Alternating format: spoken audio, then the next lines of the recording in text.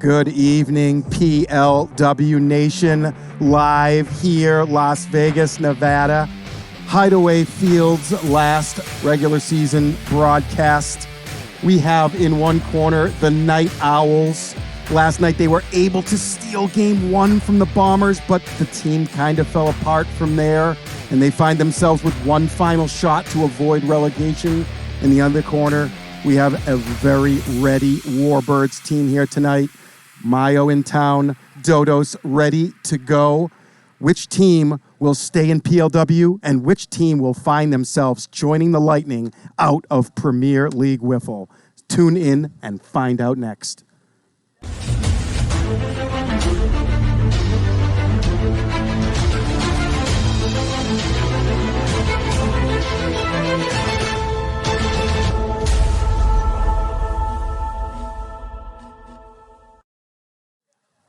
Hello, PLW Nation. What is going on here Tuesday night?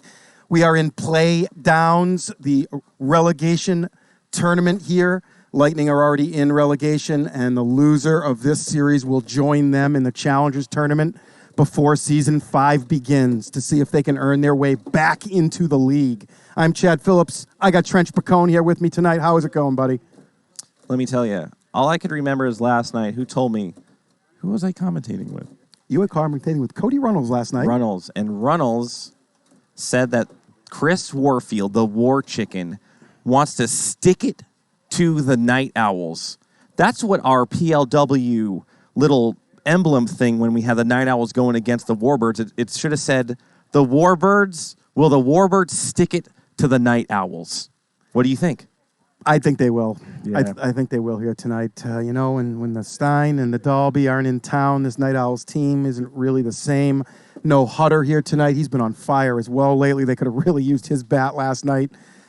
They were able to behind Kyle Lohman all by himself in game one last night. A couple of home runs and a shutout on the mound. His first ever, I believe, complete game in Premier League WIFFLE. And he picked a great time for it. But after that, their bats were quiet, and the pitching behind Lohman wasn't there last night. Listen, I don't have the knowledge as most people do, but I was a little off-put by Kyle Lohman not making an appearance in game number 3. You have the guy that basically threw a no-hitter almost against a strong Bombers team. I feel like you got to get him in that third game fast to give the team a shot, and just don't give the other team any momentum. Trench, they waited way too long last night to get Kyle in. They had to start a different player. 3 different starters you're required to make out here, so they couldn't put him on the mound to start. So they did have to start Dave. He gave up 2 runs in the first 3 batters, and I think it was the time right then. Then he gave up another 2-run shot 2 batters later, and it was 4-0 just like that. Yeah, and now it might have been too late already, but at that time they went back to Marcel, and a couple of guys were seeing Marcel really well from the Bombers. They needed to get Kyle in there earlier. They waited till they had already given up 9 runs before they brought him in. Yeah, so here we are. Who do you think on the Warbirds needs to step up tonight? As you know, this isn't a team that scores a lot of runs. So who's it going to be on the Warbirds side that's going to have to step up and generate a little bit of electricity over there? Well, let's throw James Perez's name out there. You got 200. I love that you said that. 220 plate appearances this season, so he can't. He's not really a rookie anymore. He's gotten his reps out here. He was up at the beginning and he kind of went into a slump through the middle as this team went through a slump. The Warbirds lost 11 of their last 12. Let me ask you a question. Just seeing the rosters, is James Perez going to have basically the most games played, the longest season out of any rookie? Is he the last rookie playing right now? Yep, he is. I don't think the Night Owls have any rookies out there, do they? No, I don't believe they do. Well, Dave Seifert might have never qualified you know what I'm talking about. He probably has, though. No, he did in the summer last year. So James Perez is having a long season. He's seen the whole process from being drafted to just battles throughout the season, and now he's here trying to fight off relegation. What a heart skip that's got to be for a young rookie like that. Yeah, let's throw Dan Pickering's name out there too. The Warbirds are kind of they're kind of 5 deep, and we'll go through that lineup. They're 5 deep of Burner, Dodos, Mayo, James Perez, KJ LaCroix. Great that he showed up tonight. He was unsure if he was going to be here. That's a good addition to their lineup. And Tyler Walensky is supposed to be a little late, I think, and he'll probably grab that 6th spot at bats as well tonight. But the Warbirds really haven't had a good 6-hitter at any point this season. And Chris Warfield not eligible for the playoffs. He was not happy about that. I talked to him pre-broadcast. feels like maybe there has to be some kind of, something headed to the executive chat or, the guys upstairs to kind of change that around. No, not at all. That's just really poor managing by Chris Trench. I can't say it any other way. Go ahead. They won 17 games this season. They had all season to get their guys eligible. All he had to do was pinch it here and pinch it there, grab an inning on the mound. And it's not like he's some slouch. Every once in a while, he could hit the ball. Of course, I told him 3/4 of the way into the season, man, you are the best 6-hitter on this team. If you batted 6th all season, you would have better results in that hole than you've had this season. So maybe because most of the stuff that you talk about isn't true or makes any sense. So when you told him you're the best 6-hitter, he took it to heart too. Well, he finally listened to the phrase. Like, wow, I am? Oh, okay. First time he's ever listened to me. But at the same time, he needed to get himself 20 games played out of 54 this season, and he didn't get it done. So he can play defense tonight. Entire rosters are eligible for defense, but to be eligible to pitch or hit, you need 20 games played throughout the season. And a game played is get by an at-bat or look at a batter on the mound. Look at this. We're not going to do that quite yet. Yeah, and there it is. Look at the season by the numbers. Season 4. 20 weeks we're in already, 135 days, 284 games played, the hours streamed, an enormous 328 hours we've been up here, and the average viewer is almost 400. Those are enormous numbers when we're streaming 328, and look at all these by the numbers as well. Shout them out, Chad. 231,353 chat messages. We had almost 100,000 unique viewers, almost 400,000 views. We're getting close to 20,000 follows. Maybe we can make a run at that tonight. And 3,778 subscriptions. But look how many minutes have been watched. 7.7 million. Wow. And Lohman on the mound, ready to go through a gem in Game 1 last night. Buck Burner steps in the box to lead it off for the Warbirds tonight. Who you guys got? Get those WIFFLE points in now as Lohman kicks and deals. And remember, Buck, a guy, as he starts out hot right there, who holds in conjunction with Ryan Chen the most home runs in a series with 7. And when it came out of Buck, he was different that day. Absolutely. And here's Dodos as Buck laces a single pass to the outstretched arms of Marcel at shortstop. They have Davila over at, look at this. The Night Owls are shorter guy. It looks like they only have 5 guys here again tonight, Trench. They had to take that out in the 6-hole all night last night. I believe they have somebody else coming, but I don't know. So there's going to be an automatic out. Yeah, where's Dakota Pikovic? Where's Kuther? I know Hutter's unavailable. We got Stein and Dalby out of town, not making the trip. Dodos Holy deep cow. back over everything, and the Warbirds waste no time. Chad. He went over 5 Garden of Serenities right there. You could have built 5 more of his little ponds out there, and he would have cleared them all. He would have cleared them all. That was a really smooth swing right there. I was just going to say, I looked at his numbers this season. They were terrific, right? And he had a horrible last month. He had a horrible BP today, to be honest with you. And he comes out with a 2-run shot that went about 250 feet. Jesus. Well, Lohman will shake that off, and Mayo will step into the box. They're going to not put any defenders on the right side for Mayo. He hadn't gone the opposite field all season, and then one series against us, he did knock 3 hits over there the opposite way. So he's capable, and they move Seifert in to second base. Go with one outfielder up the middle. Marcel, great hands, great throw. That was actually really close to Kyle Lohman's head right there. It was. I bet he felt that. You know, Marcel's throws have been coming out really low. They do not lose ground to the ground, though. They stay up, and what a stud. Here's your guy, James Perez, that you were talking about. And I've been high on this guy since the day I saw him in tryouts. I just love his mechanics. He's a good team player, and he's just grateful to be here at Premier League WIFFLE. I hype him up like that. Yeah, his numbers are very, very empty this season. He did have a 260-something. Yeah, average, not bad for a rookie. Not terrible, and on base are like 320, and really no extra base hits, and defense was a little shaky, but he started to improve. It is a long learning curve in here in Premier League WIFFLE. I think he's going to be in PLW for quite some time with his. He has a high ceiling, I believe. Here's Dan Pickering coming up in the 6-hole. Actually, is this the 6-hole? It's the 5-hole. Who's in the 6-hole? They only have 5 guys, and I think they're going to be taking it out as well. No way, Chad. I believe that is the case. So it is really going to be a pitcher's duel here.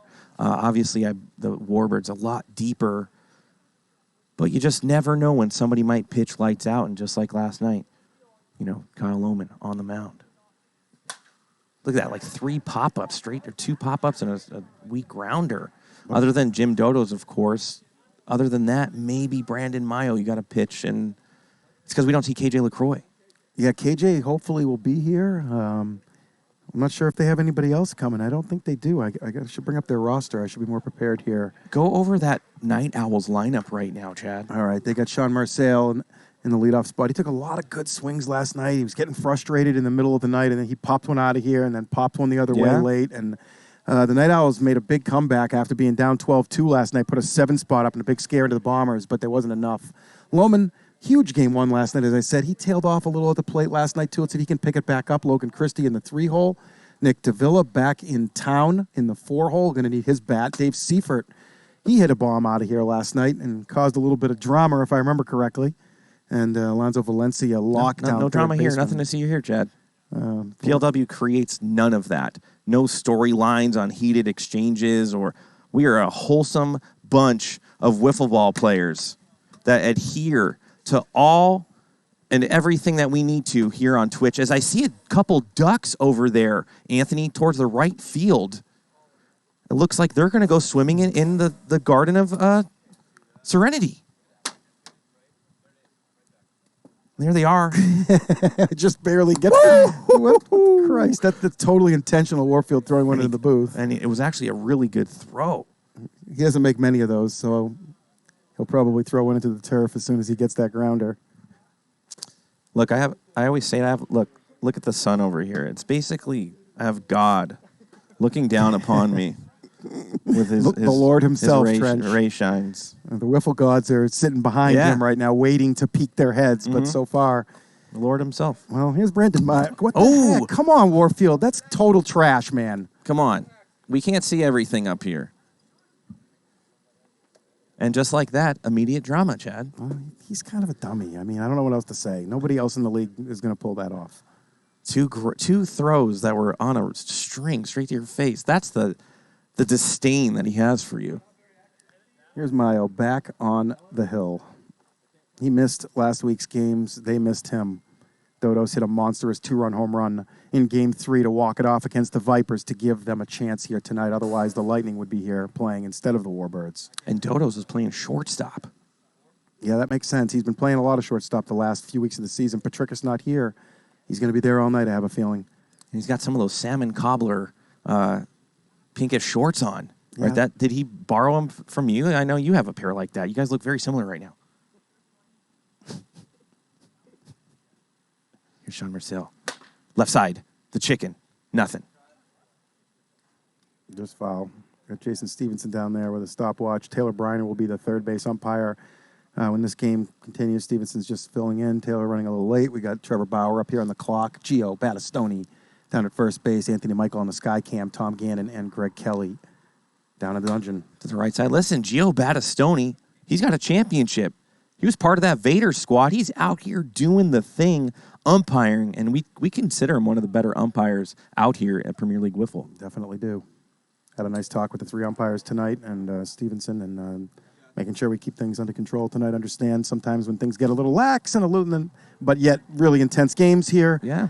Things can, emotions can get the best of people. Sean Marcel been working a lot of deep at bats lately, Trench. Yeah. And that's a ground over. There's Dodos. A little bobble, plenty of time. Picks it up, gathers, fires home. Marcel's probably leads the league in foul balls this year, to be honest with you. He's just constantly fighting. It's so hard to beat him with pitches. Speaking of leading the league, isn't Kyle Lohman, wasn't he the league leader in walks this year? Did he get that? I'm not Or he was sure. close if he didn't. And what that does, it gets you deeper in the count, so you start seeing a more hittable pitch at 2-2, 3-2, but he goes down to a strike right there, 0-2 to Brandon Mayo.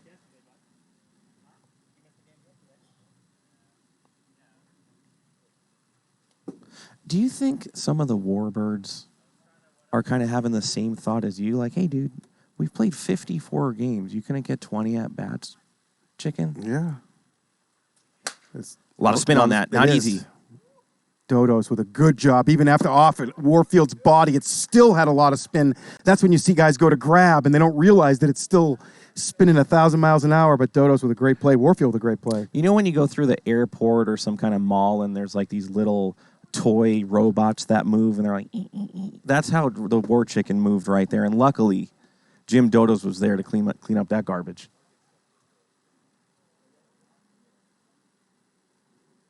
Kyle Lohman did lead the league in walks, 41 walks. I told you. He passed Justin Hicks. Justin Hicks had a 5 or 6 walk lead on him with a few weeks to go, but Lohman did take his second straight walk title. Are we going to make that a thing? Good pitch by Mayo right there. Hey, walk title's a big deal in this league. Huh? It's super important to be able to be as good as somebody like Justin Hicks or Kyle Lohman and draw a lot of walks. Yeah. It shows why they're good, because they're swinging at strikes. I love that idea. So you did see there was a lineup change. In our initial posted lineup, they did have Logan hitting 2 and Kyle 3, but that was flipped before the game started. Logan hit one out of here last night. He's coming off of that shoulder surgery. And I talked to him after the series last night, and I was like, hey, man, it looks like you're getting your power back. And he says every day it's just getting a little bit better. Remember, this is one of, he's a good player out here. He was a great player out here before his injury. He's still a premier defender out in this league, and look for him to win a Gold Glove in Season 5. We're full here, though. Mayo got to come to him with the 2-run lead, and takes a lot off of that one. A little bit of a Jason Walker type of pitch there. Yourself there. It's kind of stopped and took a left halfway. It's got to come again. Same pitch, same result. It's amazing that your brain might think it's going to be the same pitch, and you're still like. So now I think he's got Logan set up for something a little quicker now. Logan's getting the timing down on these 45s and 47s. Maybe Mayo speeds him up with something down in the zone. Yeah, I think he's going to go with the same pitch and see what his defenders could do. Same pitch. See what your defenders could do. Dodos gets all 3 putouts in the inning, and the Warbirds 2-zip after 1. The top of the second is brought to you by Leilani Acuna, the official realtor of PLW. Whether you're buying or selling a home, you have a realtor trusted by PLW players and family. If you want to link up with Leilani, give her a little, put your mouse over that, whatever, Instagram thing and click it. That's all you got to do? Do people even use mouses anymore? How many people are watching this on their computer versus their phone, though? I don't know. But do people use mice or whatever? Mice.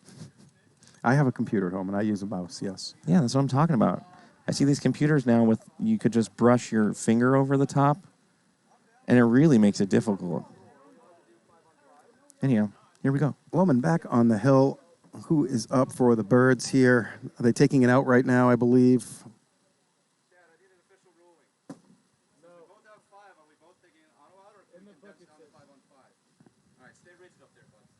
Ooh, the War Chicken really digging into you right now, saying, hey, let's just make it 5-on-5. Let's make it 5-on-5. Oh, my God. Tanik would, I would never see PLW field again if I allowed them to both not taken out. We had a 4-on-3 or 4-on-5 a couple of years ago. There was 2 outs against 1 out, so no. Yeah, there's going to be no exceptions made.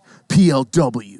No exceptions made. And Warbirds and Warfield's so clueless as it is that he wants both teams to play 5-on-5. That's a mistake strategy-wise for him. He's already got a 2-0 lead. Why wouldn't he want this game to go quicker and become more of a pitcher's duel? Ooh, the Chad brain cells have been ignited.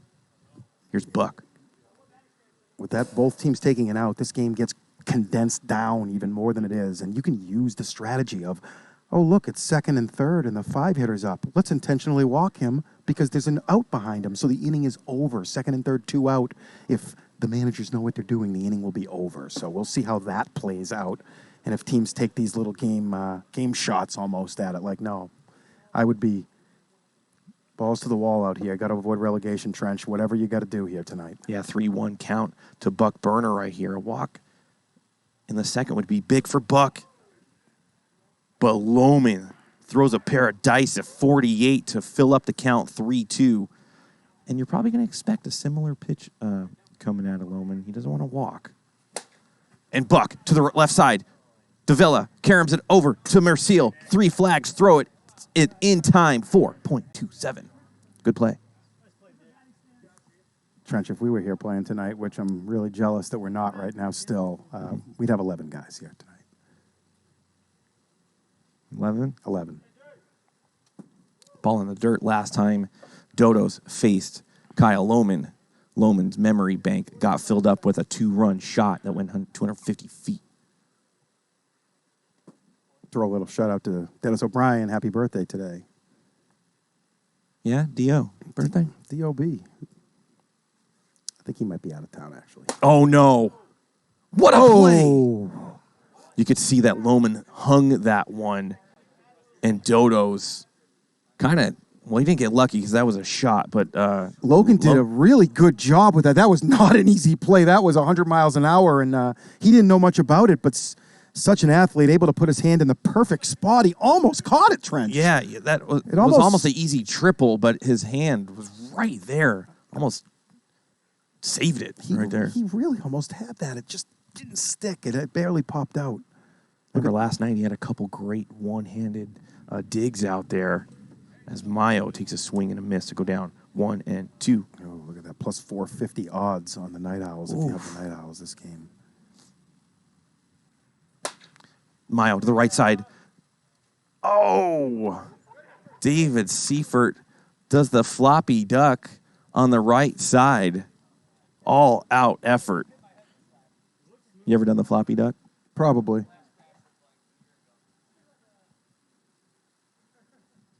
1-2 pitch. And on first, 2 outs. Burner. Not Burner. Mayo. Mayo's got a ton of power to center field. This is a good night for him. He loves shooting it like right there at pocket radar. I think Logan might be too shallow out there. But Marcel's on point as always. Doesn't know where he's going. Fires it home. Almost hits Mayo.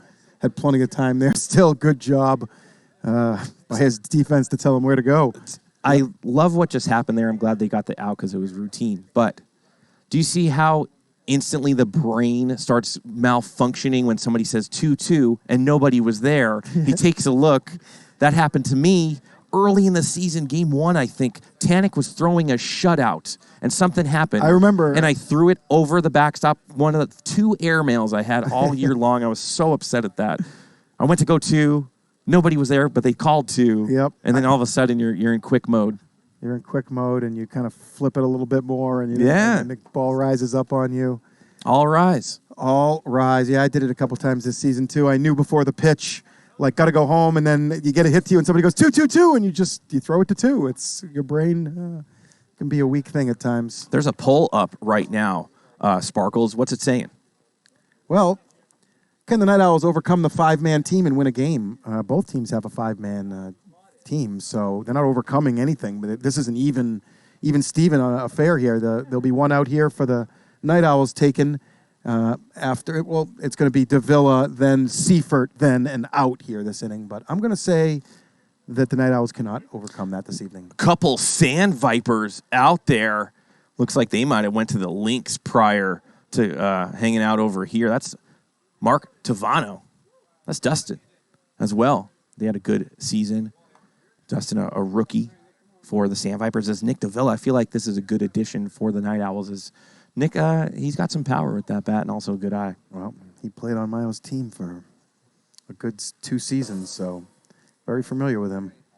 Was familiar with him, just from seasons 1 and 2 being on different teams as well.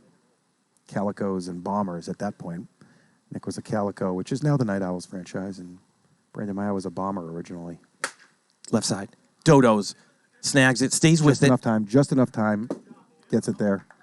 Goes with the Rubik's Cube socks right there to add a little addition power. Yeah, well, you mentioned Dodos at shortstop. He's made all 4 plays so far in the game. He's got all 4 outs, Trench. I wouldn't be surprised if there's a deep fly ball out in the outfield if he doesn't run after it.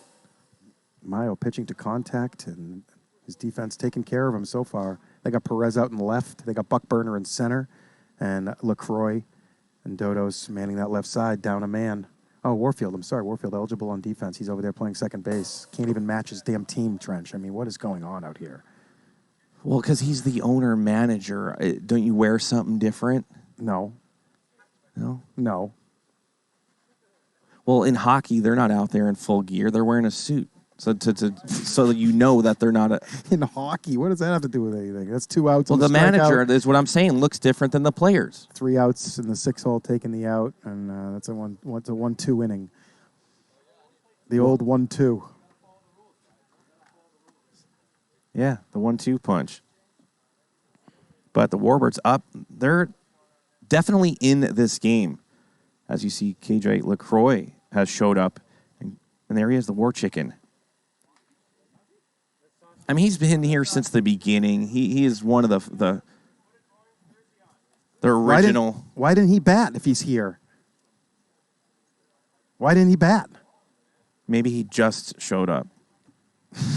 He didn't. He couldn't figure it out from the parking lot here as he was walking in, and they just took the out. He's here. I see him. I'm really confused.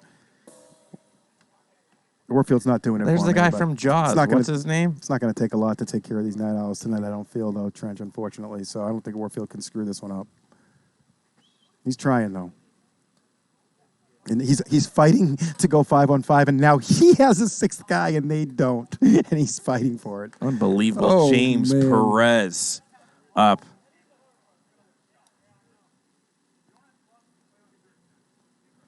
I went over to Vano's house the other night to play their little home game poker. Mm-hmm. He lives like in Utah, basically. I put my Google Earth directions or whatever. 35 minutes, Chad. All he had there was strawberries and old pieces of watermelon for me, and that was it. That sounds like better than nothing. You should bring your own. It was very thoughtful. Marcel on the mound here. They're going to save Lohman. Already down 2-0. Already considering they may need Lohman's 9 innings for the next 2 games. Of course. So they've already pulled him with this deficit, understanding that their 5-man lineup, it's going to be tough to generate a lot of runs. Look how upset some of our viewers are as this is going to be the last broadcast. If you're over on TikTok, you got to come over to Twitch and see what we're doing and why people tonight are so sad and depressed about, this will be the last broadcast from Hideaway Field as we move forward into bigger and better things coming up in the future. So you definitely want to check out what all the hype is about, as Zoe Valencia just showed up as well. Pickering takes Storm Glider. We see you. We see everybody. a nasty Noob, we got you. slider from Marcel to that top pipe and goes down looking. Here's KJ. Going to get in the box.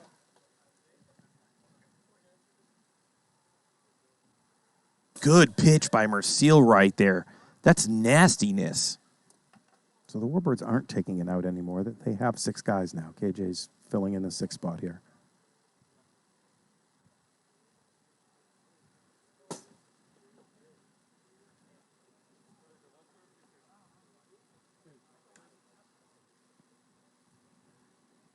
Two. KJ hits one hard. Lohman gets his hand on it, but man. can't quite catch it. The thing started. He went to his right, had to reach back to his left, and unable to keep it on the infield.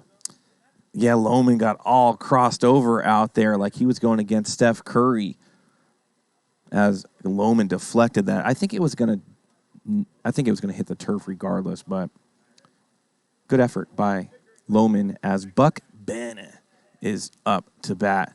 And let me tell you, he's got the tackiest looking bat out there, doesn't he, Chad?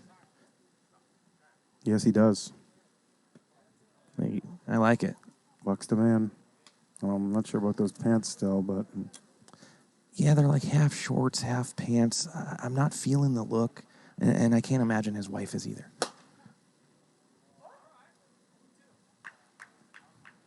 But he did make the news, Chad. He went after a ball over the fence. He goes over the container like that almost, but a little bit short. Dave goes full prayer mode on that. tough sun up there. Yeah, and he was on the news. Marcel works a 1-2-3 inning. It was incredible. It was incredible. Welcome, PLW Nation. Hideaway Field here. Final games here to be broadcasted from Hideaway Field. Gonna miss this place, Trench. Oh, man. Hideaway Field and the encompassing areas around here. There's so many memories that a lot of us have, as you know. Behind these trees that you see is a whole other side of a property. A clubhouse, the sickest pool you've ever been into, all these different palapas and jacuzzis, and, lived here for quite some time with some other people. The Lomans were out here for a while, and some of the PLW hotties were hanging out. And we just had a great time, and we're able to always watch games after. We have huge ping pong tournaments. Ask the guys in the chat. They used to watch some of our ping pong tournaments in the clubhouse. So there's a lot of people that are fans that are also going to miss what we got going on. But the feeling out here is a once-in-a-lifetime type of feeling, Jed. All right. Night Owls back to the top of their lineup. Let's You see. have no heart. Show a little heart. I got WIFFLE on the mind still here, Trench. You got the heart. Yeah, I've always bring the heart. But right now, Mayo is trying to rip the heart out of the Night Owls. He is currently doing so, as they do not have a base runner yet.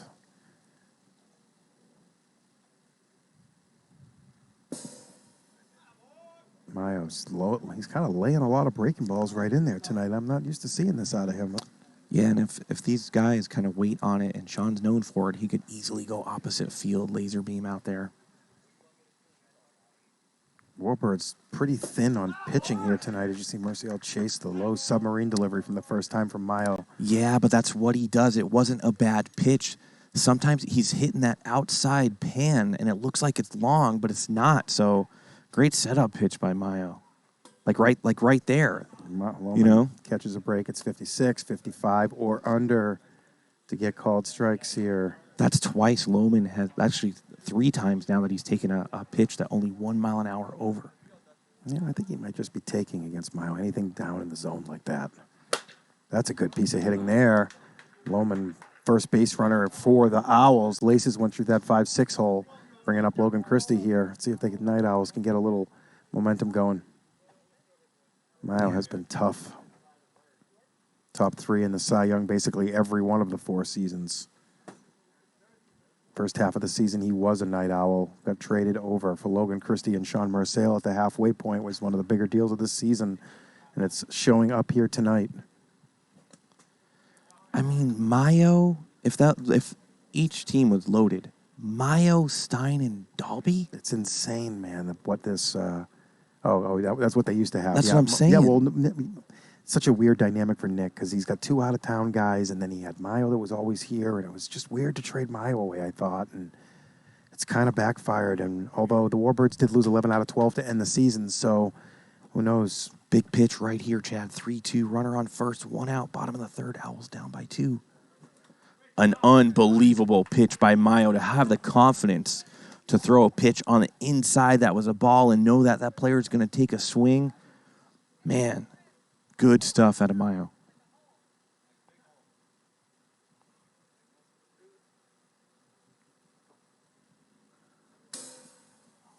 Man. Another 56 to the outside. Nick can't hit that, so he's just going to take it and hope, and he gets a break there. Mayo is filthy here, throwing all strikes here. And things that aren't strikes are very close. Good. I mean, he's the guy that has 500 strikeouts, right? That's right. Career leader in Premier League WIFFLE. And nobody's even close yet. I don't think anybody's that close. Like, is anybody even in the 350s? I think a couple Tom people, or a couple people have 400, I'm sure. Briner. Yeah. Maybe Alex. Yes. Man. Both of those guys, Briner and Alex Fernandez, both are got to be over 400.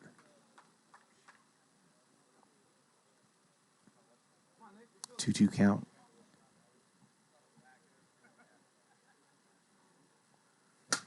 This might come back. And he's going to play it.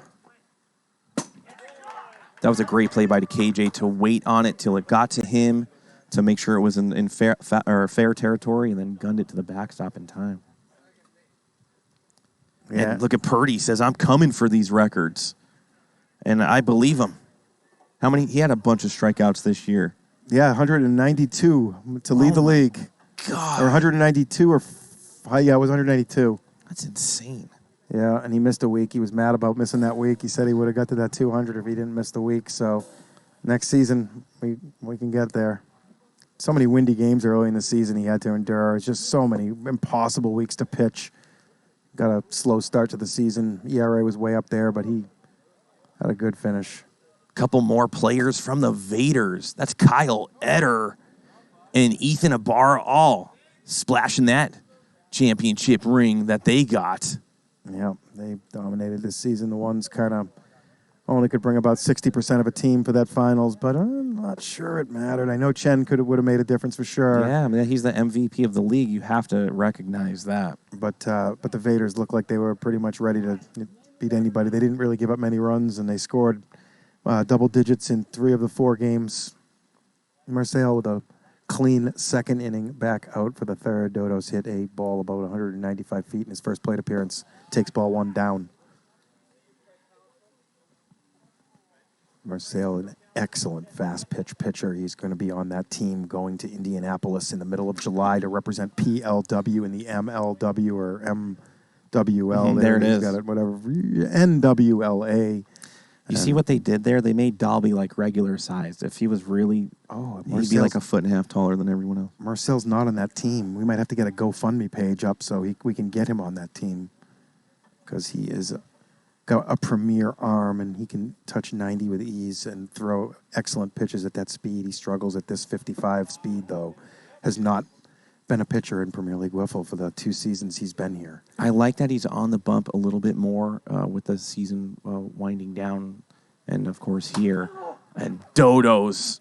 Tough play, though, Nick. Anything Dodos hits up in the air like that with spin, you could see it went from first base all the way to second base, but Davila, a veteran, played in that Guinness effort and was able to catch 31 hours of spinning pop-ups. Could you imagine if we did the Guinness attempt now, how many people would watch that? It was an epic battle between 2 squads for 31 straight hours. Unbelievable. A lot of these players fans don't know that. Why we're not calling that fair foul? That was right over the pylon. He said it. What? Trevor Bauer making the call right there. Warfield, again, for the 4th time this game, I have to rip him. He's going to challenge this. He's going to challenge a fair foul, which he knows we don't have an angle on the GoPro to see. Yep. There's a replay up. He's going to lose. It was fouled by probably 3 or 4 inches, and no angle that he's going to find on television is going to help him out here anyways. So you can just burn that flag for game 1. Yeah. Look at that. Dungeon is full. And they're going to watch the replays. Look at our production. On TikTok, you don't get that. You have to come on over to Twitch to see. Look at our dungeon right now. A bunch of monitors and things blinking and 17 different camera angles. Such an awesome sight. From that angle, it almost looked fair. But if you're down on the field, it probably... You can't go by this angle for a fair foul. It shouldn't even be an eligible challenge. It's not down the line. There's nothing to look at here to make a call. Here we go, and after the review, here come the Undertakers. After the review, Trevor Bauer puts his hands up saying foul ball, and there's a lot. And the War Chicken redistributes that yellow flag one more time. Can you go back-to-back challenges? You can't. So he needs to put that little banana flag away. Yeah, they don't have a challenge for the rest of the game. I feel like it's a little early. What if a big play comes where you need a challenge? It was just terrible, Trench. I have nothing else to say about that. Let's move on. Here's Brandon Mayo. I could tell by your voice that you're a little upset. Well, I mean, Warfield's known me for 2 years. He's known that I've banged every single call correct for 2 seasons. All he had to do is look at me in eye contact and say, "What do you?" And I'll be like, "No, Chris, stop." And he just should have trusted it. Like, it's very simple. Does look like he might have a hot cocoa in his hand. That might have played a part in it. As a nasty curveball comes in at 55 from 3 flags right there. Marcel gives Mayo a little bit taste of his own medicine.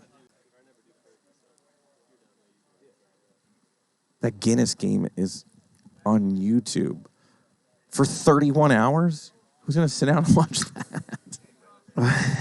Towards the end of that, it was because we had like a little side bet going. I forget what it was. Tom probably remembers, but we gave the other team a certain amount of runs, and for like forever. It was like 147 runs, and you ended up winning by like 170 or something. But we For cut like it. 4 hours, it was like toe to toe. Yeah, it was toe to toe. And how many times do you think I hit the ground that night? Oh man, You think it's probably 100 plus, huh?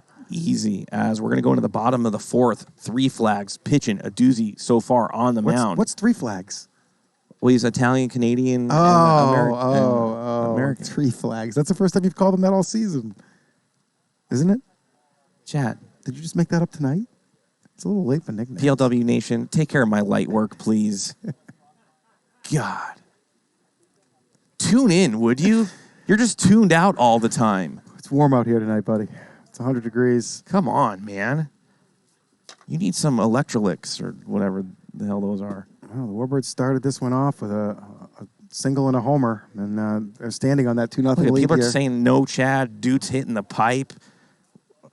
What's wrong with you? He's been calling them 3 flags all year. I guess I missed it. It's all right, man. I told you, we're going to get you into a commentating booth, a class, little course, and I'm going to give you the trench license to finally get you to where you need to be so you don't get punched around all the time. All right, thank you. We'll work on that. Mayo back out for the fourth. Dave Seifert up and out, sitting behind Dave Seifert, and then back to the top of the order. People are talking about this might be the longest you've ever been in the booth. No way. Right on cue. He literally was taking off his mic set as I was reading that. This is premeditated now. This is a different level as the count's going to go to 1 and 2. This is premeditation of booth leaving. And that could be a substantial thing here if I was a judge. 2-2 count. There he goes. What's he doing? Oh, man. I got to tell you right now, PLW Nation, I would not want to be down there with GK Rabbit right now in the dungeon because the temperature down there just rose from 85 degrees to 140. The dude's steaming so bad.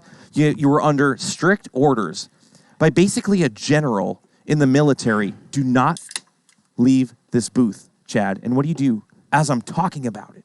Yeah, I had to get my drinks. It's warm up here. GK brings a cooler behind you. I'm not as prepared. Well, 1-1 count. Now 1-2 to Zoe.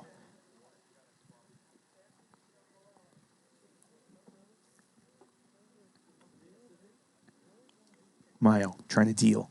Oh, I am incorrect about the out behind him. Zoe has shown up, so neither team is taking it out anymore. Zoe has occupied the 6 hole for the Owls, KJ for the Warbirds. Both teams at full strength now. Or the oven, yeah.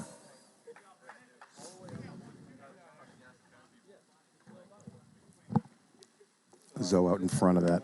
12-6 from Mayo. Mayo dealing here. 2 quick outs in the fourth. Back Marcel for the third time. I'm still just trying to cool off, man. A lot of spin, not going to stay fair. He knows he had an opposite field shot. Just a bit under it. Yeah. Hit one out of here last night the other way. Really smooth swing. Yeah, that looked really good. Almost 300 viewers here on Twitch, TikTok. Don't forget about us. Get on over. Mercil. 3 flags going after Pocket Radar, saved by Buck. And that was a good shot. Waited on that. Shifted his hips right there. Put a lot of power through that. Mayo lives down in the zone. He's able to release those submarine ones, and they kind of levitate all the way to the plate, at your shins. And Marcel, a little shorter than some of the other players. That's kind of his wheelhouse down there. So this is a good matchup for Marcel against Mayo. That's the 4th or 5th time Lohman has seen 56 and doesn't swing. Well, Lohman's made it very clear that if a pitcher can make that pitch on him, he's just going to let the pitcher win there, especially on the first strike. Gets one he can handle, puts it back up the middle. And the Owls have something going here with 2 outs in the fourth. Man, this dude is a stud, is really doing it from both sides. And I got to tell you, it's got to be because he was in the World Series of Poker, did well, and I just saw J-Lo gave him a little, wiffle ball butt slap. Kyle's been very consistent this season. He got off to a little bit of a slow start in the cold weather, but he's been super consistent since. Great eye at the plate as there's that pitch again that Mayo is just going to win on, as Kyle has stated several times, and Logan's going to have to get to battle mode here. Oh, man, he gets so close. 58, though, and low. It's going to bring the count to 1-2. Night Owls threatening. This is kind of the first time we've seen them. Good take by Logan. Finds himself evening up the count. Big pitch coming. Big pitch coming. I was just thinking that, Trench. Logan swings through it, and the Night Owls strand a couple here, and through 4, the Warbirds are hanging on to that Dodo's 2-run blast. You know, when Brandon Mayo first got in this league, we would talk about what pitch was the best in the league from Brandon Mayo. It was his 12-6, and that's what he's been perfecting his whole career. He almost lives off that pitch when he needs to go to something. A 12-6 has a break about 2 feet, 3 feet. It dies on you the last minute. You can't get a bat around it on it sometimes. It's hard to square up, Trench. It's not moving straight. It's moving up and down. It's hard to find that barrel as it's falling, and it's just a tough pitch to square up. You see a lot of foul balls and a lot of weak contact off of him, and when he can win with that pitch down in the zone, he's almost unhittable. Yeah, I mean, we're going to remember that 4th inning, 2 runners on, scoring positions. Night Owls can't do much right there. They haven't had many opportunities, and when you do have one, you got to cash in.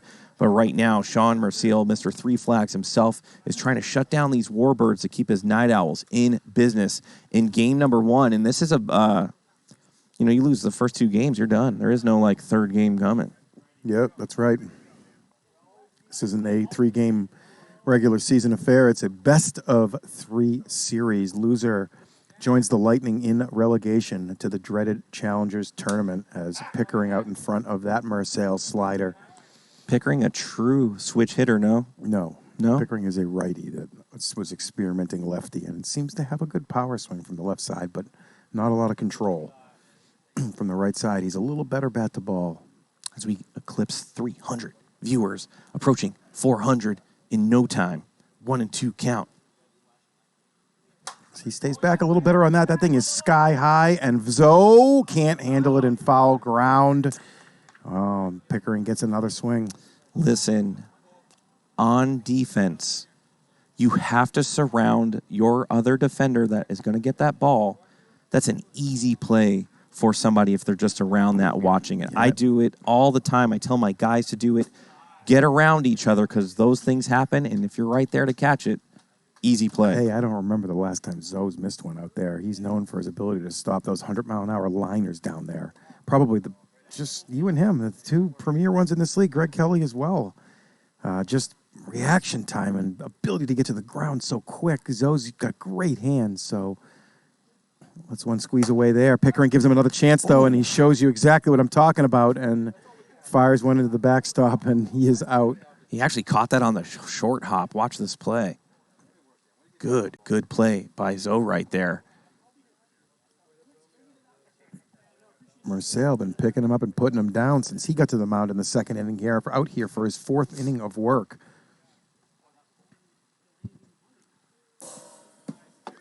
He's starting to throw that thing like a little frisbee towards the strike zone. Yeah, you can only get away with so many of those frisbees against a good hitter, though. He's got to mix it up and use that frisbee when they're not expecting it. Yeah, watch for a curveball right here. Misses wide. Evens the count, 2-2. The Challengers Tournament will definitely be live streamed. That's hit high. It's staying right along the line and curving foul out of Logan's reach, just barely. Looked like it was trying to come back, but the wind wasn't going to let it. Look at the defensive lineup that the Night Owls have. They're playing 3. They're saying, we know KJ pulls. We're just going to take this whole side away from him. The defenders in the outfield kind of playing him pull as well. They got like a little bowling rack set up over there. Yeah, it's very tight defense, about as close as you can put 5 guys. Man, if he could just wait on one, that's going to be an easy double. And he's still coming back. It does. Zoe with a good job of using his hands again. This time, KJ does knock it out of the air, which Pickering couldn't do. That would be a warning during the season for sure. I mean, it should. Yeah, I mean, maybe going forward.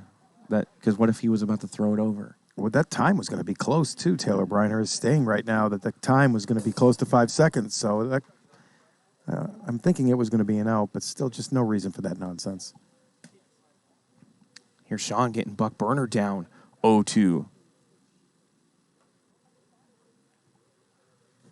Throws a fastball by him on the inside, and Marcel is just cruising out there for the Owls. They're going to have to get these bats going now, Trench. I mean, so do the Warbirds. Other than a Jim Dodo's knock off of Lumen way earlier in the game, both these teams are playing like they want to be in this league. We got a nice one brewing going into the bottom, cruising into the 6th inning here shortly. Yeah, 6 outs to work with for the Night Owls. At least they got 6 guys, and they don't have to take that out. It's really tough to build a rally, as we saw last night, when you have the out leading off the inning, because that puts the out in the 1 and 7 holes, and there's just no way to get a rally going. Anthony Michael, give me a shot of Jim Dodo's socks, the Rubik's Cubes of America. What's he doing? What are those? Can anybody explain to me what that is?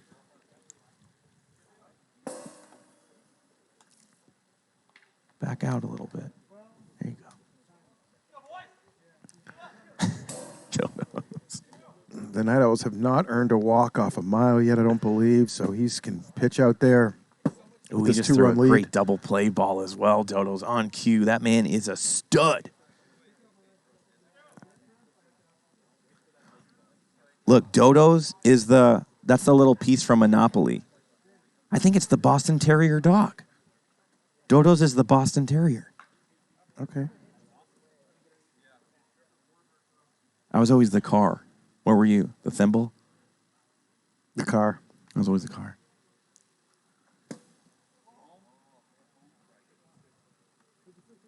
Hit the foam there. It's going to be ball 1 to Villa. Trying to help his squad out. Owner of this Night Owls team named Logan Christie the manager after a couple weeks after trading Mayo for Christie and Marcel. Nick also a highly questioned social media director, and takes a lot of flack for some of his posts up there. And he's very stoic about his approach, for sure. Yes, he is. It's just another game to him, absolutely, and he enjoys torturing some. Ground ball, 5-6 hole. KJ steps forward, uses his hands, and throws it. Good play by KJ right there. Good to have him show up here tonight. The Warbirds really need him. Looks like Cody Runnels is showing up. Nice that he gets a night off up there. He's been on this stream team almost every single night for these playoffs. Beautiful pitch by Mayo again, just tanking that top bar, making such quick work of these Owls. Sashi Boba.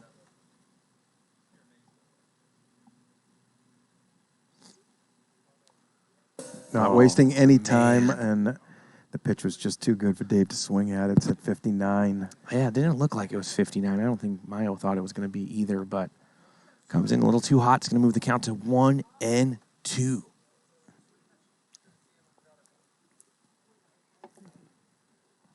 How's your drink? Left side. Dave Seifert with a 1-out double.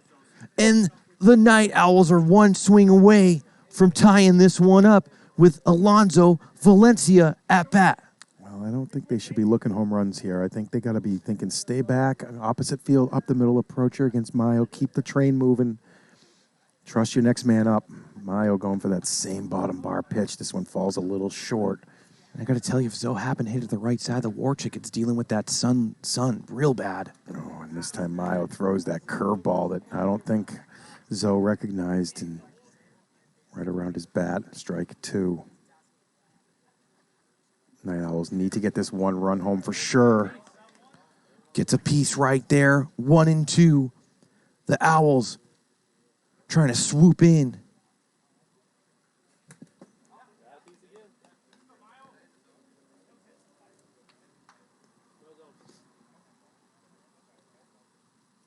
Mayo in the stretch.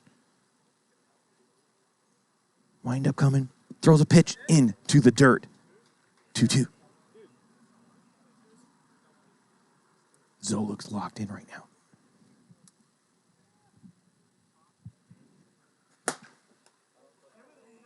Dodos with a good reaction time, knocks it down and throws it 74 miles an hour into the backstop, 3.9 something I saw. Yeah, good Plenty play. of time. Marcel laced a single to the outfield, his last plate appearance. Hit one opposite field home run last night and a double opposite field as well. Listen, everyone knows how great of a player Dodos is, and he has some of the best hands in the league, right? That's how hard it is to catch a line drive. Mm-hmm. That came off the bat at 78 miles an hour, and even the great Jim Dodos couldn't get his hands up in time to grab that. So imagine these ones 85, 90 velo, 100 like Trevor Bauer and these guys. It's almost impossible sometimes to make a clean play. Yeah. You're so close. It's almost like... That's it, Sean. Marcel has tied this game. 3 flags. Incredible. Wow. A 2-out blast by Sean. And this game is tied up at 2. Oh, man. What a shot by Sean. Marcel, his wife, Hayden, watching. I told you this is a good matchup for him. Well, Mile lives down in the zone. Marcel loves the ball down in the zone. And now they got a little bit to work with. Listen, if the Night Owls could pull off a win here and Mayo used 6 innings, it's anybody's series at that point.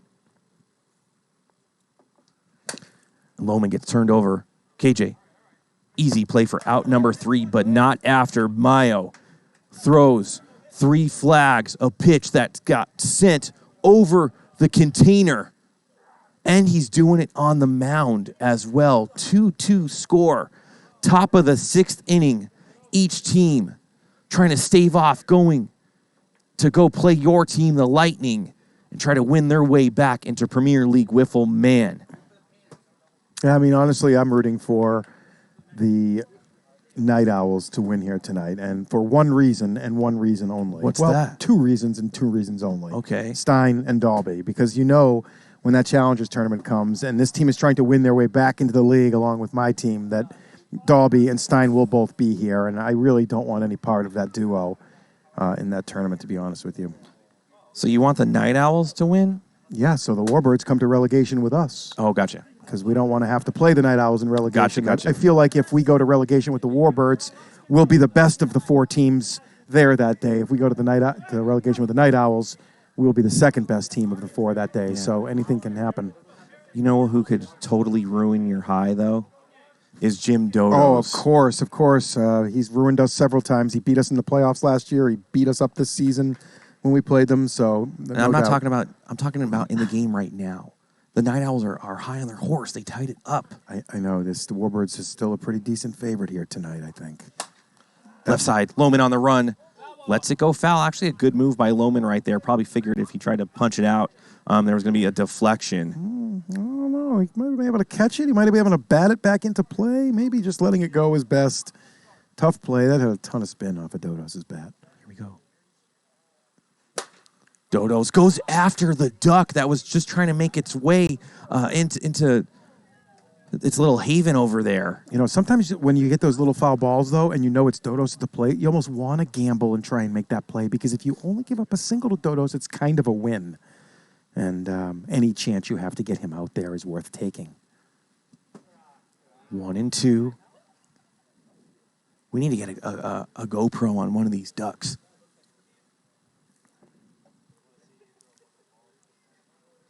2-2.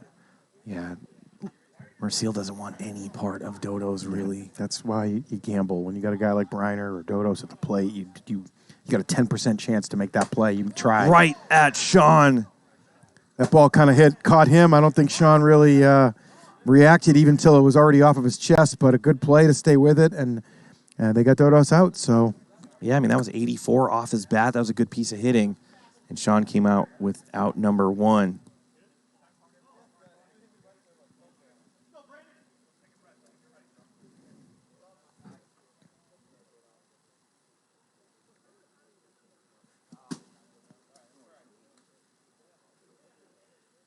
Slips out of Marcel's hand there.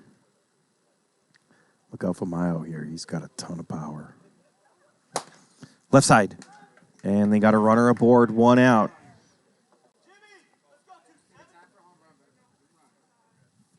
Yeah, that ball was hit well by Mayo. A lot of topspin when it comes off of that turf. It picks up speed.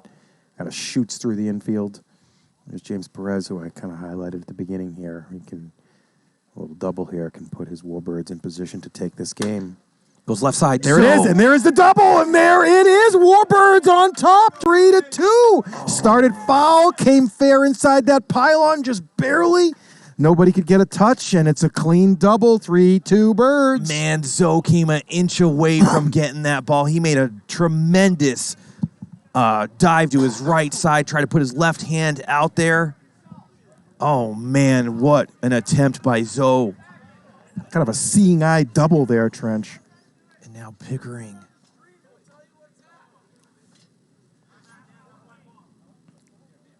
I mean, wiffle ball is a game of like micrometers. Good thing the umpire got that right there, Trench, because Warfield doesn't have a challenge left to fix it.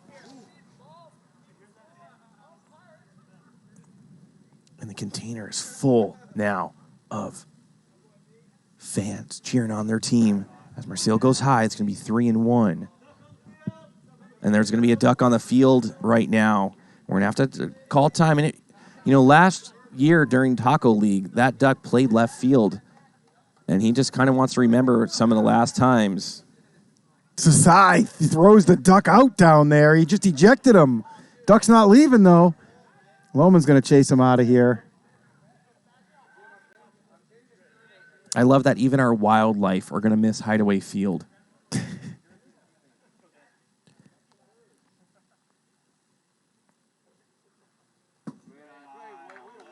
Pickering works a walk there.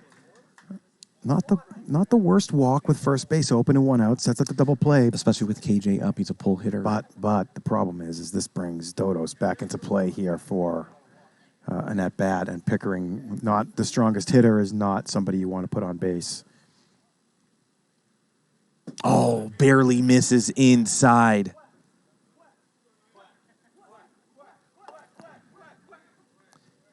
Maybe the duck came by because it's two teams that are birds. So with that reaction time I was speaking of, goes for the cheapo double play, rolls it over. Night Owls limit the damage, but they got to get a run now, Trencher. This game will go to the Warbirds. Oh, man. Owls in striking distance. Warbirds up by 1. And the War Chickens team, the Warbirds, are 3 outs away from taking game number 1. And this is so huge, and we mentioned it earlier. Brandon Mayo has to have a W after this game number 1. If he gives up a couple runs right here and takes the loss, and he's got 6 innings worked with, the Warbirds are in trouble. Yes. They're about, I got the Warbirds at about 7 or 8 to 1, minus 700, minus 800 for the series right now. Yeah. And even right now. Right this minute, absolutely. Yeah. Maybe 650 right now, and as they close this game out, we'll move them even up to 8 or 9 to 1 with the way, maybe a little heavy. 6.5 to 1 we'll stick with here. And but if they blow this game, like you said, all of a sudden, I think that shifts the odds all the way. Yeah, Night Owls minus 120, Night Owls minus 150. Well, Night Owls will have a 1-0 lead in the series, so they might even be 2 to 1. So this is as big of an inning as Brandon Mayo has ever pitched in his career, and he's one of the most well-renowned pitchers here in Premier League Wiffle. Oh, I can't wait to see what's going down. 3-4-5 for the Night Owls here. It'll be Christie, Davila, and Seifert. And then in the 6 hole, they got Zoe. Here we go, Logan Christie. Let's see if Mayo works that outside part of the pan right here. He tries to come after it immediately. Good call, Trench. He just missed it. Let's see if he goes to the bottom of the pan now. The War Chicken has to be ready to move. A lot of spin. Dodos, good range, good hands, and a good throw. Oh, man. A throw at that length after a couple bobbles. You never know how it might come out of someone's hand, but Dodos. That was fantastic, Trench. That ball was spinning like a mofo out there, and Dodos just attacked it, knocked it down. Quick hands, quick feet. I've seen this man up to bat right now hit several clutch home runs in his career in PLW, and he's the type of guy right now that wants the bat in his hand and do some damage. Well, that first pitch, it's really hard to hit a home run on a pitch that never gets above your shins, Trench, and it's 0-2. That's hit well, and Nick's on base, and it sneaks through Perez, and it's going to be a single and an error there. Oh, my God. That has to be limited to a single. James Perez has played enough that he has to get down on it, and that's the baseball move that we talk about all the time. This is not baseball. Yes. You don't have a glove. Yes, that was... Oh, and Dave Seifert says, come on with that 55-mile-an-hour shin splint that Mayo just threw. Well, and double's a big deal. The double play's not in order, and Sean Marcel will get a chance to bat here, and he's had some good swings off of Mayo tonight. Let's see if Seifert can find a way on in front of him. And immediately Zimbabwe's calling out the WIFFLE gods. Well, I'm not sure if... Yeah, it was kind of a WIFFLE Yeah, god for sure. play. We have the tying run on 2 now. Left side. And there it is. Tying run on 2, and he's home. And Dave Seifert with his second consecutive double ties this game back up. Not only that, they're a single away from winning this game as Alonso Valencia now up. Ruh-roh, Warbirds. The Warbirds finding a way to lose games this season, and they might be finding a way to lose this one here. The wiffle ball gods, they are relentless. Left side, KJ to Dodos. He's going to have to make a play. Don't airmail it. He doesn't. Great throw by Dodos. 79 miles an hour into the pan. I don't know his form or his the way he throws yet because he hasn't played infield a lot. So I don't know what he's working with. Each throw looks like it might be an airmail. Does he have like 8 putouts this game now? I think he had the first 4, and he's got the last 2. Mayo has a walk, yeah. Mayo. If he doesn't, do you walk him? I don't hate it. He threw a hard one there at him, 60, but Marcel's not afraid to swing at that one. And are we going to see bonus wiffle, Chad? Mayo lucky Marcel didn't turn that one around, Trench. This is enormous.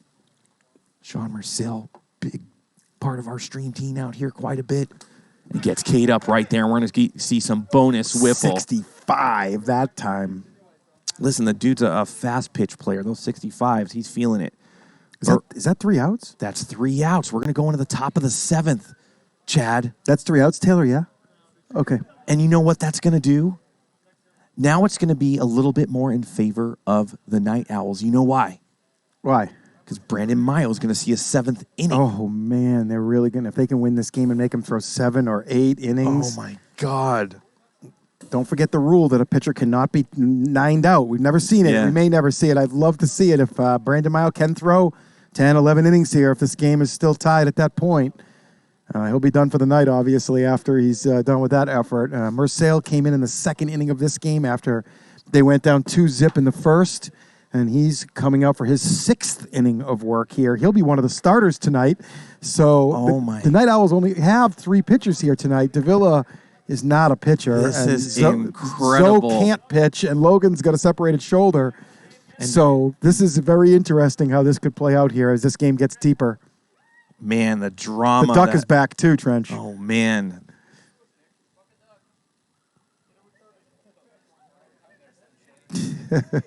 They'll be going to sleep real soon as that sun goes down, as those types of birds do not want to be caught out in the darkness. What about that bird that's on the container? Does he get caught out in the darkness? Doesn't quite have the moves. Oh, he doesn't? Good pitch by Marcel to start it off. Fouled off by Buck. It's 0-2. Marcel comes in hot and high, and Buck wanted it. Chose wiser. Good take by Buckaroo right there. Count's going to be 2-2. Marcel does have a walk. Yeah, it wouldn't be the worst thing. I don't know, leadoff walk isn't really a good thing. Buck tips it down into the ground. Remains 2-2. I feel like if Buck makes contact right here, it's going to be hit very hard. It's high, and Logan's got a bead and made a good play on it. I think had a lot of knuckling action on it in the air, but Logan looked strong coming in on it. One quick out for Marseille here in the 7th. Listen, I have a feeling that Dodo's is going to go left side, lots of power. I think he's going to finally wait on one. Going 3 outfielders. Zoe playing him to pull on the infield. Lohman playing the opposite side of the infield. That's high. That's got a lot of spin. Seifert, and Lohman body checks Seifert to the ground as he comes up with it. That might be 5 minutes in the penalty box, Chad. That was cross-checking on Lohman for sure, and Seifert, with the large hands, is able to hang on to that ball. That was no man's land, but it was in the air forever and off of Dodos' bat. That thing moved 20 feet across the infield. That's going to bring up Mayo. And look out here, Trench. This is a guy you got to be really careful with 2 outs and nobody on. If you get down in the count here, you've got to be extremely careful. They're going to bring in a third infielder, which I don't love right now. I don't think it's necessary to have Seifert at second base, especially as he gets down in the count here. Put up a poll. Will the Warbirds win in a walk-off home run? Is that the way they're going to win it? Well, the Warbirds can't walk it off. They're the visiting I'm saying team. that. I mean the Owls. Are the Owls going to walk off home run? Trench. It's 3-1. Look out. Mayo. Oh, 57. It's hot. Marseille walks out. Lohman's going to have to come back in. He started this game and through the first inning, gave up 2. And the Night Owls decided that he was their ace tonight, and they were going to conserve him in case they needed to try and win games 2 and 3. But now he has to come back in here for sure with 2 outs and just a man on first. And look at Kirby Bucket making it an entrance. Is it Seifert? They're going to Seifert here? Oh, I don't know about this decision right here. He could throw strikes. Is that what they need right now? I feel like he's got enough in the tank that he could probably work with James Perez right here. All right. It is coming down to the bottom of this Warbirds lineup here, which is somewhat manageable here tonight with Perez and LaCroix and Pickering. They probably just don't want to utilize that inning for Lohman. Well, he's only thrown Wait one. a minute. No, it is going to be Lohman, I think. They're talking about it still. All right. They don't have a decision yet, clearly. Remember, Lohman just took some contact from Dave Seifert in that head-on collision. You sure that's what happened? I think there was Seifert that took the contact from Lohman. Yeah, but sometimes, like, when you make the contact, it could rough up your car, you know?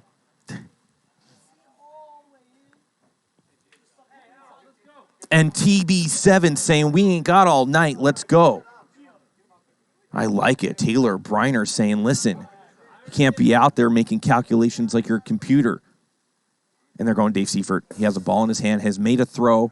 That's live action. No, it's not, actually. Not? They can still change. But the rule I would like to change is that if Seifert decides to throw 5 warm-up pitches here, and then they're like, no, let's go Lohman instead, those warm-up pitches are like charged to Lohman. When a quarterback wants to try to get the other side offside, then they call the timeout.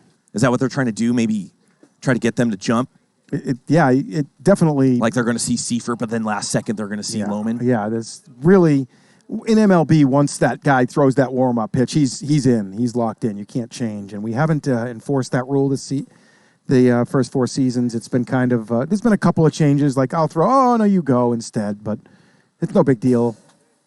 Until it is a big deal, of course, as we saw last night, what started that riot there between Seifert and the Fernandez clan, we'll say, was Dave pushing Max's warm-up pitches right away. He said, no, you're done warming up. And that's really what rubbed them the wrong way last night. So everything can be a problem. That's why there's rules for everything. Your soul is all it wants, Chad. Go up top, Tom.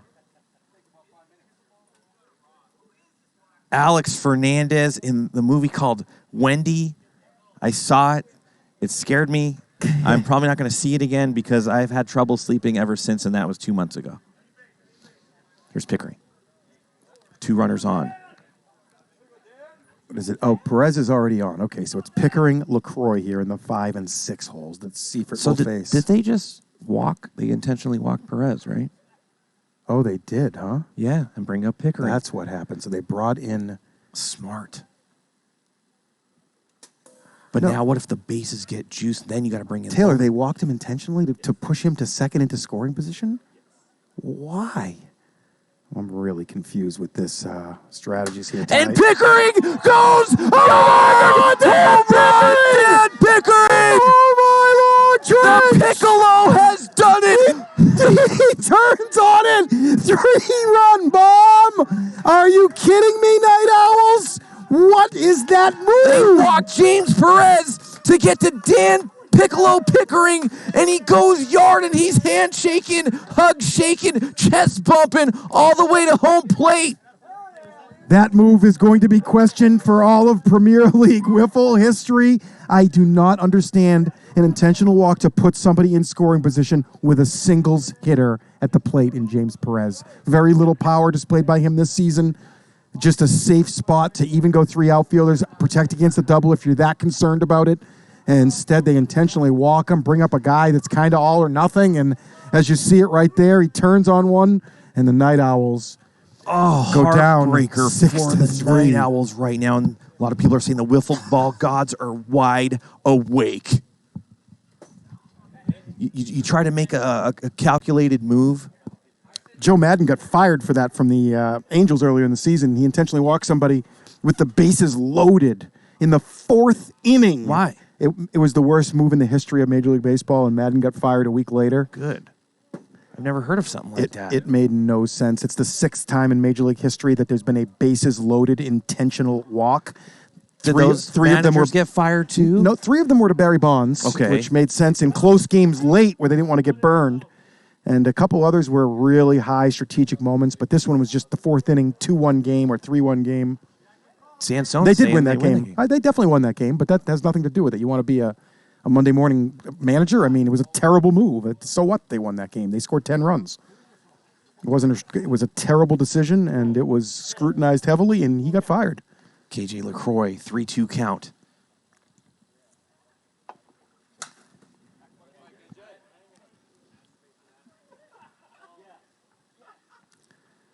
It was an unprecedented move over the course of 150 years in Major League Baseball history. Nothing close to it had ever happened. And that's going to do it. But the Warbirds, off a Dan Piccolo Pickering 3-run shot, which we would have never expected, puts the Warbirds on top 6-3 against the Night Owls. And the Night Owls are really going to have to get something special going here in the bottom of the 7th. Well, they're getting a 7th inning out of Mayo here. That's about the highlight here so far. They're going to need a couple of base runners. And maybe get back to Marcel at the top of the order here and see if he can do some more damage. Listen, it is definitely not over.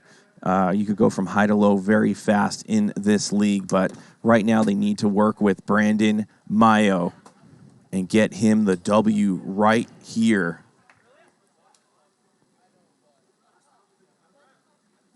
Let's see if he could drum up something. And if Mayo walks out, they probably go straight to Dodo's or Buck.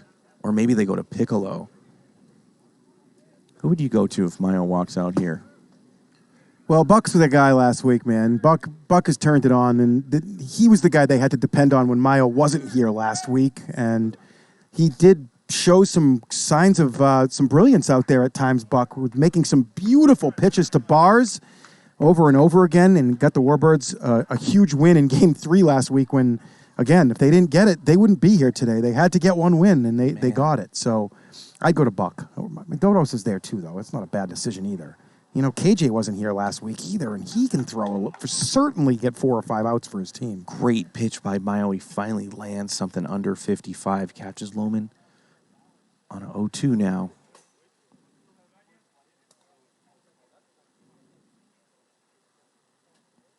1-2 count, bottom of the 7th. Owls down 6-3. Turf ball now 2-2. This is a big pitch coming, and you cannot lay one into Lohman, as he'll make it 6-4 real fast.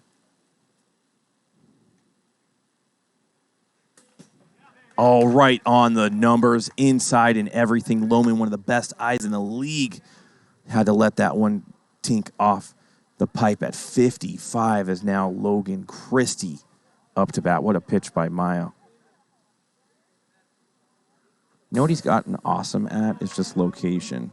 Yes. Remember, he used to just hit a lot of strikes. Yeah, But now he's hitting the bars all over the place. He has really come on strong, and again, it's that matchup against Marcel. It's the only thing that's burned him really all game is Sean Marcel, who's that low ball hitter and able to, counter Mayo's stuff. There's a foul tip there as Logan tips it into the zone. I mean, look at the two guys we're talking about in game one. Dave Seifert, a double, gets him the lead, and then Piccolo hits a home run, Mayo with a strikeout right there.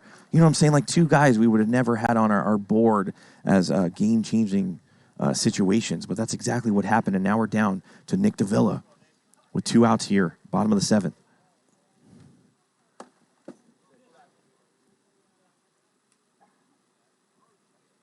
Marcel threw 6 innings this game. He'll probably be the game 2 starter. He'll only have 3 innings available to him as Davila keeps this one alive. He does, and he gets it to the wall. It's a double. Don't count these Owls out yet. Seifert has doubled in each of his last 2 plate appearances. A double is not what he needs right now. He just needs to find his way on base with 2 outs here in the last inning. Just give that tying run a shot in Zoe in the on-deck circle. Marcel up behind him. So if they can get the next couple guys on, they can put a real scare into these Birds here. Things can change fast. That's down the line, and KJ almost stands up too soon. He throws it over! That's going to bring up the tying run. It doesn't matter. Holy cow, Chad. Runners on second and third. The winning run is up. The winning run is up. Get him home. Get him home. Hold on. Okay, yeah, he's coming in now. Okay, so it's 6-4, and now the tying run is up. Is that what you're saying? Tying run's up. Okay, It gotcha, doesn't matter. gotcha. Actually, it doesn't matter if he's on third or not. It doesn't change anything. Like they need this tying run up. Look at this. That run means nothing. So, swing, miss.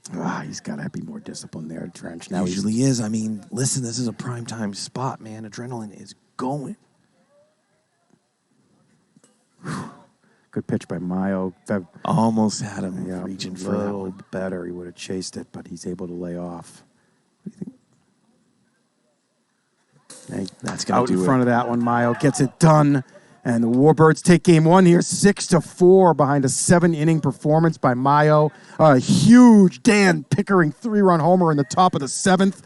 And the Warbirds are 1 game away from their spot being secure in Premier League WIFFLE for Season 5. Man, an incredible game 1 of this playdown series. Big-time stuff, an error by KJ, throws it over. Just, man, when the pressure's on you, sometimes, it could get the best of you, and things like overthrows or pitching mishaps happen, and we see it time and time again. Looks like we got Dan Pickering miking up down here on the sideline for a little interview. Dan, can you hear me? I can. Oh, man, what's going on down there? How did you do that? I don't know.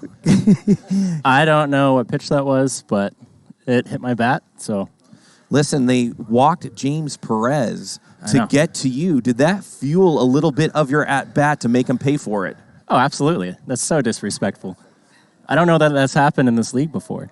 It probably has, no? It has happened to a degree, but it was a weird spot for it with a guy on first and as the tying run, as the go-ahead run, and they pushed him to scoring position. Right. All you needed was a little single there. You just tried to turn on one and get it down the line, I'm sure. You caught it off the right part of the bat. It flew over the fence. And Did you feel it when you hit it? Sometimes it's like butter and you don't feel it. No, that was my first hit in PLW, so. That was his first hit in PLW? You're kidding me. You had none in Season 3? The walk before was my first time on base. That's your camera. Oh, well, there it is. There you go. You got it now. Yeah, that was my first hit. I don't know what it feels like off the bat. So. Are you listening to this right now, Chad? The man got his first hit in such a huge spot, a 3-run shot to give the Warbirds a game 1 win. You're 1 game away from kind of being safe. How do you guys feel in the dugout? We feel great. I think that was a huge morale boost for us. Same lineup. Who's throwing here for game 2, Dan? Who's throwing? It's Buck, right, Chris? Yeah, Buck. All right, it's going to be Buck Burner. Let's check out here for 15 we'll be back seconds. in 15 seconds, guys. Don't go anywhere.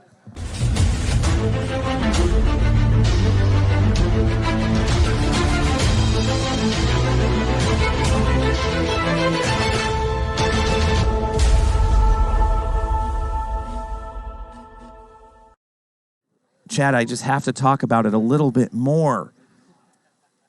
Piccolo had 0 hits In his career. ever as he's walked on this field. He hit the biggest shot possibly for the Warbirds in a very long time, probably since the War Chickens home run when they were facing relegation last year. Well, the Night Owls had one of their longest conferences of the season. Umpire had to go break up their conference and force them to make a pitching decision.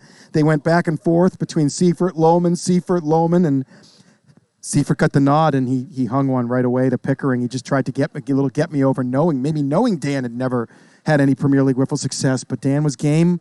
He turned on it. He found it over the container, and the Warbirds are one win away from securing their spot in Season 5 Premier League wiffle. Yeah, I don't know if you said it already, but the 2 starting pitchers for this game. It's going to be Sean Marcel with only 3 innings remaining for the Night Owls against Buck Burner, who was last week's kind of hero for these Warbirds. The series didn't go well for the Warbirds last week, really. It looked like they were going to get swept by the Vipers, but they found some magic in Game 3. They got blown out in the first 2 games, and they somehow hung with them, and they found that game late, and now they have a chance here to move on. Yeah, going into this game, it's probably going to come down to who walks out, I believe. If you get a quick walkout by Buck, and now you got to go to Dodo's, and he's been a little spotty this year, it's going to come down to bullpens this game. Yeah, well, Marcel has 3 innings left, as I said. Lohman has 8 innings left, so we're going to see Lohman follow up Marcel almost for sure this game. Last night, remember, they waited too long to get Lohman in, and it burned them, and that's part of the reason why they're here tonight. And on the other side, Mayo only has 2 innings left on the night, so if Buck does get into trouble, it will be Dodos they have to go to. I wouldn't hate to see them push the KJ LaCroix button first to see what he might have. A lot of times what's going to happen with KJ is he's either going to go walk and not have it, or he's going to get you 6, 7, 8, 10 outs, and he's very effective with his kind of awkward mechanics. Yeah, I want to talk a little bit before we get into game number 2 of some of these honorable mentions of PLW, some people that didn't get the Cy Youngs and Gold Gloves and MVPs. Look at those names up there. Jim Dodos right there in the running for most valuable player. But let's go over those Gold Gloves. We'll go down the line. Rookie of the Year, Kyle Etter. He's up there on the container, and he had to be close to Will Morris. What about most improved player, Chad? Spencer Barrick had a monster season. He all of a sudden found some magic at the plate. He got snubbed for a Gold Glove as well, as far as I'm concerned. Spencer, actually, he had a lot of close misses out there this season. He had a tough season in the outfield, to be honest with you. He looks like a Gold Glover, and some of those misses, that's Gold Glove stuff as it is. He probably should have been just on the outside of that Gold Glove looking in, but an excellent all-around season for him. What about, you're probably going to mention something about yourself right here, that this probably pains you to say, but Manager of the Year. No, Leday had a great season there. The Cajuns were counted out all season. They finished 500, and that was an incredible job by Leday. This season, maybe he got snubbed for Manager of the Year. Cy Young, Gannon, and Sandywan were 1-2. Sandywan got that nod. And there's Gannon down there. Throw that graphic back up one more time. We got Gold Glove snub, Sean Marcel, Jim Dodos, Greg Kelly over at third. Dobbins had a monster season in the outfield. Let me throw Etter in that mix and Alex Fernandez in that mix as well. Marcel hits the first pitch of the game into Ethan Ibarra's hands up on the container. Where's his name? How come his name's not littered all over every single list? Yeah, he had a tough season as shortstop this season, to be honest with you. He struggled a little to open the season and had some flashes of brilliance out there. Look for him next season to go for a Gold Glove, to go for the MVP, to go for everything. He is a 5-tool player out there. Ethan Ibarra, he had a great season all around. He was probably ranked 4th here, 7th here, 10th here, 5th here, and overall season down ballot MVP year. Let's talk about 3 flags real quick. 1 pitch, 1 home run. He is on fire right now, Sean Marcel. Yeah, he's got a great swing. He's really developed here at the end of the season. Love Sean. Found his home here finally with the Night Owls. Logan hits one. Dodos can't get up in time. That thing was a levitator. As it got over Dodos' hands, Bailey maintained its height. It almost got off the wall in the air for a triple. It dipped down, hit that Cheers Beauty sign on a bounce. Not good enough for a $50 free facial. It's got to get there in the air for that trench. Man, exactly how you want to start the game if you're the Night Owls. Dangerous Kyle Lohman up. That's going to be a pop out right to Buck. Exactly what he needed after giving up that solo shot, followed by a double as Nick Davella now up with 1 out here in the top of the first. Game number 2. Warbirds leading 1-0 in the matchup, but down 1-0 in this game. A lot of...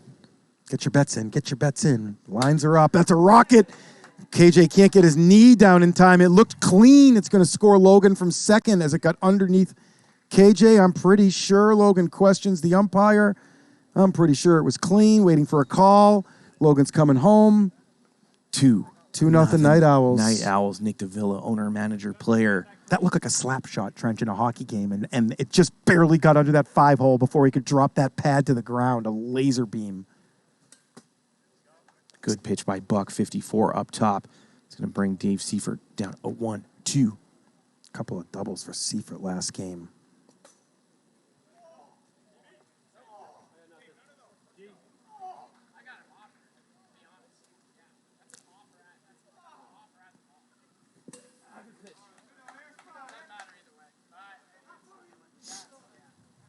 Gio's saying he did have that as an offer down there. Taylor Briner called it a no swing on the pitch before. The point is all moot as the ball does not lie, and Seifert swings through a drop down low to strike out anyways. Davila on first, and a rocket there by Valencia, but Dodos flashing some chest around, knocks it down. Warbirds somewhat limit the damage. 2-0 though. Good start by the Owls in a must-win game. Yeah, I feel like, too, right, the Warbirds know that they're going to have to score 4 or 5, I believe, to win this game. So, being down 2 sucks early, but nothing that you can't rebound from. Marcel, 3 innings left, as I've mentioned a couple of times here. He can throw only 3. If he throws a 4th, the Night Owls forfeit, and the series is over. So I don't think we'll see that happening. 6 defenders out there. They got Logan out and left. They're going to play Zoe at third, Lohman at short, Seifert at second, and Nick Davila out in center while Marcel toes the slab. Sometimes the best games to watch are some of the teams in the more of the bottom of the barrel because they're fighting for their life. And this is exactly what's going on here in this playdown series. Any mistake is just amplified by tenfold for sure. It is. There is no comeback next week, and we'll get after it again. Yeah, a lot of these players under a little more pressure than normal as some of these guys don't get chances all season long. These teams are missing some of their key players here in these important games as you see life taking place in the middle of the summer in Vegas, and it's hard to get your whole team to show up sometimes. Here's Buck Burner. Sean Marcel kicks and deals. It's grounded, and Zoe, for the 4th consecutive time, gets to the knee, uses the hands. Really smooth defense by Zoe here tonight. Very underrated aspect of Premier League Wiffle is having a defender like GK and like Zoe that is just locked down out there. And he's taken, maybe he goes 0 for 4, but when he takes 3 hits away that nobody else takes away, that has more value than getting a couple of singles and a walk. That pitch is just away. Can Merciel get there in time? It looks like he did. And he gets the ball in time and makes the play.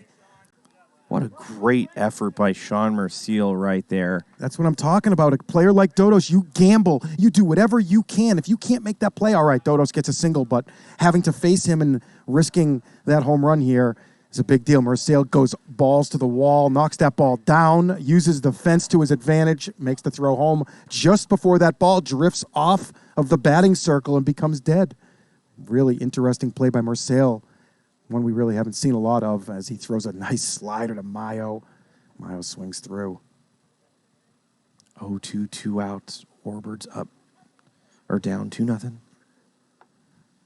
Well, teams that get relegated enter the Challengers Tournament. So the 2 top contending, challenging teams to get into this league will face off against the Lightning and the loser of this series. The 2 best teams in that 4-game little World Cup round-robin bracket-style tournament.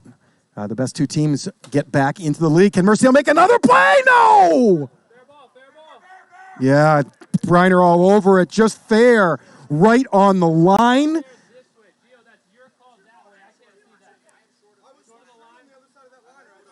Here comes Trevor Bauer. Short of the cheap line, though, another interesting call. The umpires have to get together. So there's 2 ways that has to be fair. Where in real baseball, there's no cheap line. Taylor had it on the third base line when it contacted Merciel's hand, but it was just in front of the cheap line. Yes, you can see it there. Great call by Gio Battistoni. Umpires doing an excellent job getting together, getting that call right.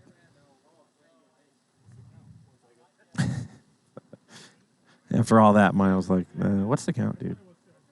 Excellent work here by our cameraman, by our umpires, by our players. Marcel with a all-out effort there, Trench. What a player.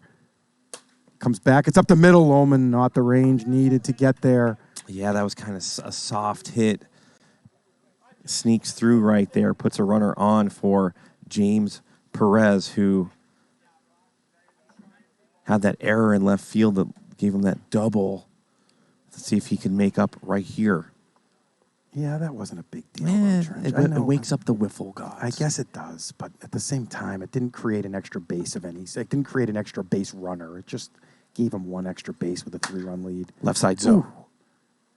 Good play by Zoe. Over to Seifert at second. Zoe, lockdown, hot corner defender, showing off his stuff tonight, trying to keep his Night Owls live here tonight.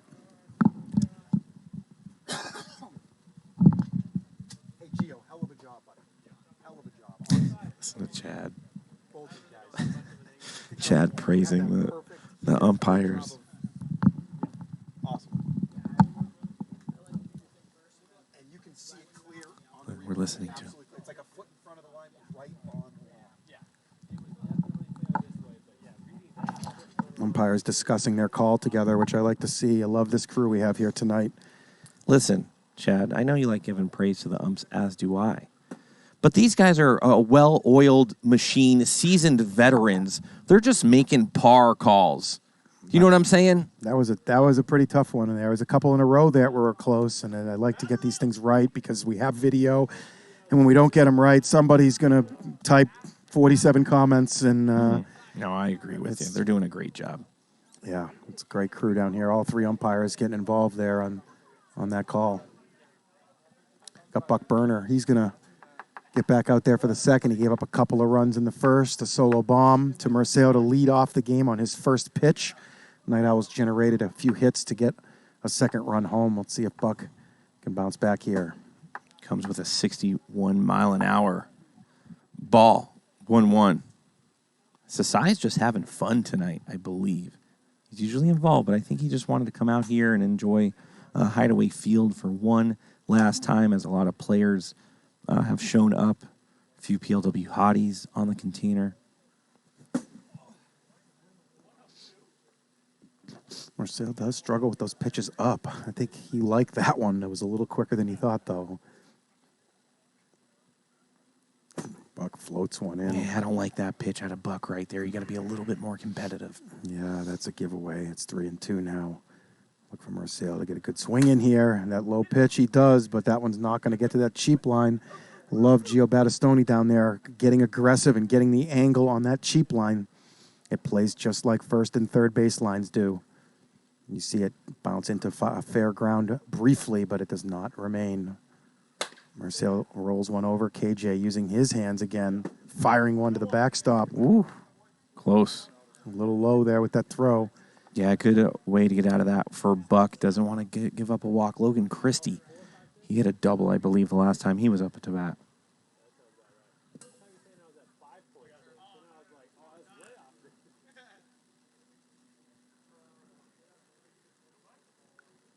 One count. Top of the second, Owls already up 2-0. As Buck goes to 2-1. I want to thank all of our fans that have been tuning in night after night, season after season. We get to know you by name. And then we, sometimes I message these guys funny stuff that I find. And, the community out here is just second to none. And it makes it so much better when the fans are involved and having a good time with us. Say hi to the fans. Hi, guys. Thanks, everybody. I know I'm a little intense on the wiffle ball, but thanks for supporting us for the past few seasons. As you see Logan Christie finally swing at a low pitch and strike out. But, yeah, you guys are wonderful, and we need more of you, and we need to push this to greater heights. It's ready. This is better product than most of the things we're watching on ESPN Plus at this point. If we push really hard and all these viewers go, we can get this on real TV, get this franchised around the country, and have a national championship of the top 8 Premier League wiffle teams in the leagues in the country. And that's what we're gunning for, and we're going to do it. All right, we're going to do it. I'm ready. I'm here. I only know the WIFFLE, man. I don't know anything else that goes on behind the scenes, and I know you guys have a lot of work, and a lot of GK and Kyle and Adam have a lot of stuff to deal with, the business part of stuff, which I just care about the baseball part of stuff here. And we need that. I always say course. that you're the Bible of most of these rules. I know you work with Tom quite a bit on that stuff, as Kyle Lohman ropes one on the left side. And you got to give big praise to Tom Gannon. Of course. This dude is out here every single night. He's really learning the technical side of stuff that's going on as Buck walks Lohman. And, he's an integral part of this stream team out here at Hideaway Field. I remember, 2 years ago, not quite two, like 20 months ago, me and Tom, wow, this is unbelievable. And this was like early season 0, and we couldn't believe what we had, and we've grown from there. Like to continue growing and continue putting more talent in this league to finally wash me off of the field, which is close by, and the talent has grown to where I went from one of the better pitchers to one of the worst pitchers over the course of a few seasons. So we really have something good here, and great to see Josh Towers explode, and his pedigree can carry us a little bit with guys like that playing at that level, and Will Morris, same type of deal, and looking forward to see Don Roach and what he's got next season in a full season for the Vipers. He looked like a ball player, hitting 102 off of the rubber in his first night down here, and with ease. He's not the biggest of guys, and he's just chucking it. So, when I first met Tom a few years back, he gave me the story of how he came to be at Hideaway Field. He graduated college, and he was about to start work. And then he went into his family's home, and he told his parents and people in his family around him that he just wanted to play wiffle ball. And he had, how like in movies they have like the stick and they have the bag or whatever. He had a wiffle ball bat with all his belongings in a backpack and started straight for Hideaway Field. And he ended up here, man. It's a great story, and all he's ever wanted to do is play wiffle ball, and it really shows. Yeah, it does. There he is. Again. There he is. Is he turning red? I think we made him blush. Yeah, man. I think so. Look at him. He's red. He's Irish, Yeah. isn't he, or something? He's actually has dual citizenship with Ireland and the United States. Well, let's throw another shout out as we're at it to the man on the mound right now, as he has stepped up on numerous occasions this season to sit right where Tom is sitting and right where GK is sitting down there. And he has stepped up to be one of the better technical directors that we have down here. Worked really hard this season. And he's getting his rewards out on the mound right now. Oh, what a pitch, but comes in at 57. And I don't know exactly that maybe they have a new business, but him and Tom, they have some of the best-smelling potpourri bags or whatever they're doing, candles that they're having down there. Smells incredible. Sometimes there's mango. Sometimes it's strawberry. Sometimes it's 58, and Sean always struggling. Let's give some credit to his pitching performance last game. He kept that team in the game. He's not a pitcher and hasn't been in Premier League Wiffle, and he was able to give his team over 5 innings of quality relief last game. And the Night Owls had a chance. That's a great play by Zoe. Deep in the hole, Marcel Cannon. Zoe was beat there. He somehow got his paw on it, knocked it back into the infield, and Marcel pounced on it like a cat and threw it like a dog. Out. Wow. What a play. Here's KJ LaCroix. Man, he's good. So I was glad I could say how good he was in the first game, and he's made about 5 plays since then, making me look good up here, Zoe. Thank you, sir. You probably are the quickest reaction time defender in this entire league. He's good. He's good. Doesn't look like he's that type of guy either. He was kind of drafted by the Sand Vipers before season 2, and he didn't know. Was it before season 1? No, it was before season 2. He was drafted by the... But there he is again, knocking one down. You know what? A lot of times I'm out at third base and the ball gets by me like that, and I'm like, you couldn't make that play. That play couldn't have been made. That was hit too hard. And then I watched that man make that play over and over again, and it's great to put you guys up against each other. You, GK, Zoe, Hollis, you guys have kind of different styles. Zoe's more with his hands down there. You and GK are kind of body type. Hollis is all hands and feet and baseball. It's great to see the differences. Zoe's made about 6 in a row. Man, the Warbirds. I saw Brandon Mayo put his hands on his head like, come on, Zoe, give us a chance. Unbelievable down there. He is putting on a show. Where is my gold glove? He's saying he didn't have a complete season down there, I don't think. He played in a couple of different teams. By the end of the season, he finally had his footing down, and he is showing off at this point. Night Owls with a 2-0 lead. They've needed every play he's made here so far this game. 1-2 count. 2 outs here, bottom of the second. And That's Buck delivers a monster. Oh, baby. Buck Burner. Warbirds cut that lead in half. Buck Burner. Did you see that smooth move from Dodo's? Grab that bat, though, right there? Let's see that replay one more time. Watch this move by Dodo. Did he miss inside? Yeah, it was inside. You can't miss inside. You can't leave soft stuff inside to Buck. He loves turning on pitches, sees him well in there. And the Warbirds fighting back. They've hit 3 bullets this inning. How big are those plays by Zoe now, Trench? Right, imagine if there was a runner on or Imagine there whatnot. was 2 runners on and nobody out. I feel like that's what happens when, that's why Jason Walker was so happy to get traded over to those Vaders. He's like, oh, Vaders? All right, they play defense. And sure enough, Walker had some success there. He puts a lot of balls in play, needs his defense to help him out. Zoe was a Vader, remember? Imagine they had him at third base still on defense. There, oh my goodness. From left to right All side. 3 plays this inning. Hands on that one. How many people is Zoe? He's like morphing into from one side to the other. Unbelievable. This man is just taking the Warbirds down single-handedly. Those are all well-hit balls. He is reacting so fast. I feel like there's other guys in this league, including myself maybe. That ball's just by Look immediately. at that sunset, though, He's Chad. making every play. Look at, isn't that beautiful? Sunset, absolutely gorgeous. As a plane takes off. Just soak that in for a minute. We got to be on top of your game up here, man. Some of these guys is really darting them out here. The Warbirds have made a defensive move, and they've got James Perez in from left to second, and the chicken is out into left. So they've swapped positions for this game. Not exactly sure why. Dodos has been a star on the infield this game. Zoe been a star on the infield for the Owls. Seifert swings through. Yeah, good first pitch by Buck right there to get up in the count. Screwball? Is that what that was? A little screwball? I couldn't tell. To be up in the count in this wiffle ball league is so huge as he throws a hanger. He threw a little off-balance floater there, and Seifert couldn't wait back. Swings through it.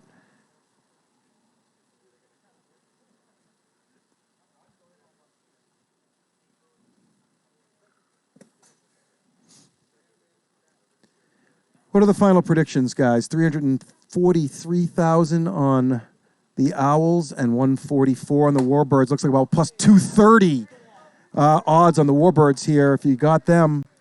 And that's a double, I think. I couldn't tell if he got his hand on it. Did he stop that, Trench? No, he did. A good play in the outfield there by Mayo. Keeping the double play in order, keeping Zoe at first base. A big deal here with 1 out. Huge deal. And extremely hot Sean Marcel comes up to bat. Trying to do it all for his team here tonight. He's already thrown 8 innings on the mound, Trench. He's got 1 left. It's going to be a game of Marcel first 3, Lohman second 3 if the Owls want to get this done. Right. 3 innings to qualify for the win. Marcel with a nice compact swing. That was actually a decent screwball, it looked like, at a Buck. Buck's been working. He's needed to. He started to become awfully hittable in the middle of this season. Worked a couple of new pitches in and a little slow slider there. Yeah, he's got to watch out for that slow slider because if that hits pan, that means it's Sean Marcel's going to go oppo with that. Yeah, Marcel very good timing-wise. Always on time as he rolls over a double play ball. Do they have time? LaCroix, Perez, home. Is it late? It is late. A little slow on the throws. Out at second. Now it's going to be Logan Christie after they can't complete the double play. Not that hard hit. KJ needed to, a bobble on it, a long throw to second, long throw home. A lot going on there. The 5 seconds is the perfect amount of time.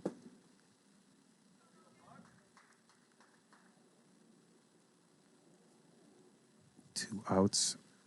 Might want to consider a no doubles defense here.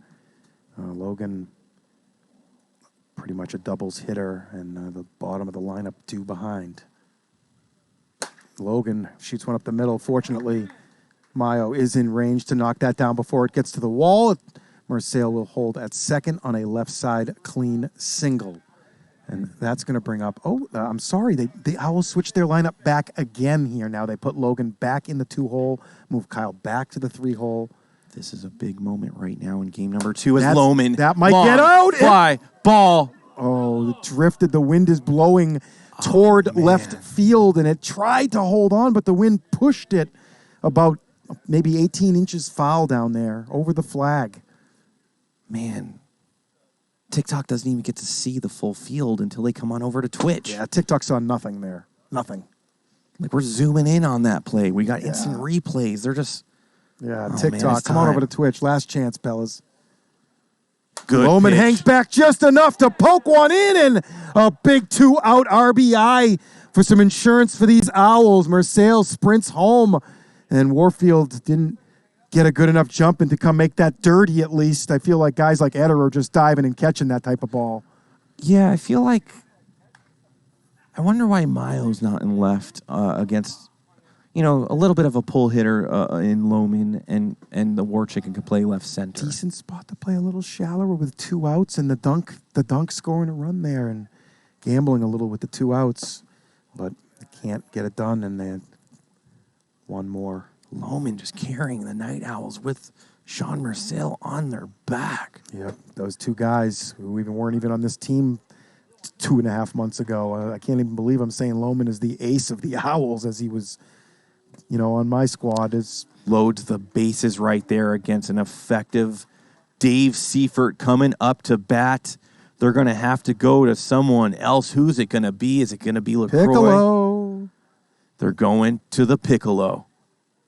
Dodos hasn't had a lot of confidence to go to the mound lately, but there's another reason why not to move Dodos to the mound. They don't have another shortstop. He's played lockdown defense, so moving him off of that position could be costly as well. I'm sure Dodos is going to find a ball here on the mound at some point, just not yet. Pickering has been brilliant a couple of times this season. He's been hit hard a couple of times this season. ERA this season, I believe, was up around 6, but he did have some very solid performances. Bases are loaded, 2 outs, top of the 3rd. Owls trying to put this game out of reach and force a rubber match here. Loser of this series will join the Lightning in relegation on their way to the Challenge Tournament.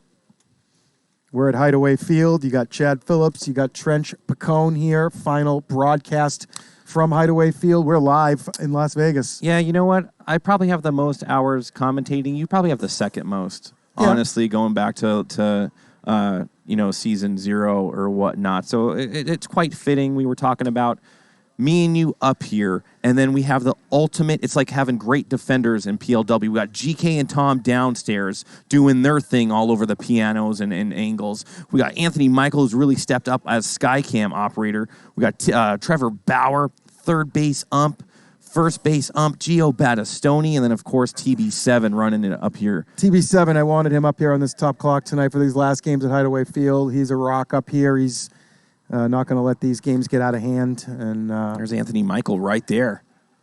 Yeah, beautiful stuff here. Bases loaded, 2 down. Dave Seifert going to take his shot at Dan Pickering. We can remember what happened about 40 minutes ago when Dan Pickering took his shot at Dave Seifert. A 3-run bomb developed. The Warbirds won that game 6-4. Let's see if Dave can get some revenge here off of Pickering. This is a tough spot for Piccolo right here. Bases loaded. You cannot afford a walk against Dave Seifert, who gives us all every single time he's out here. Alonso Valencia on deck. That pitch was kind of hanging up there. Yeah, Dave has too many check swings in him, and he's got to just take a man hack at one of these, Trench. Too defensive up there. You can't be defensive with one strike. You can't be defensive. Is he going to clear the bases?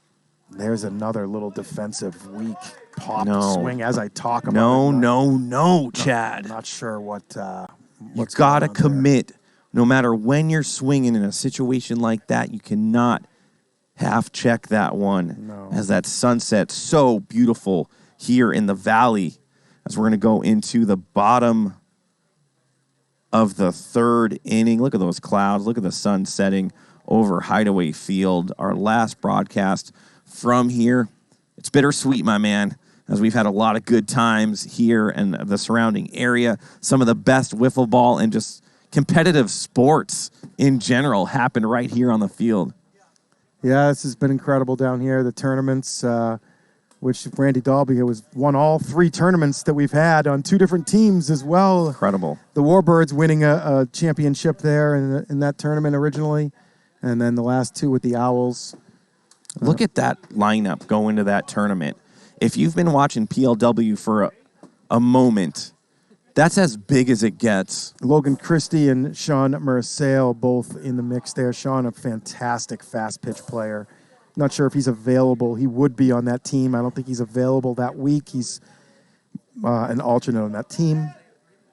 I mean, basically, Gannon and Billy Santiwan, they could easily it could have swapped, whatever.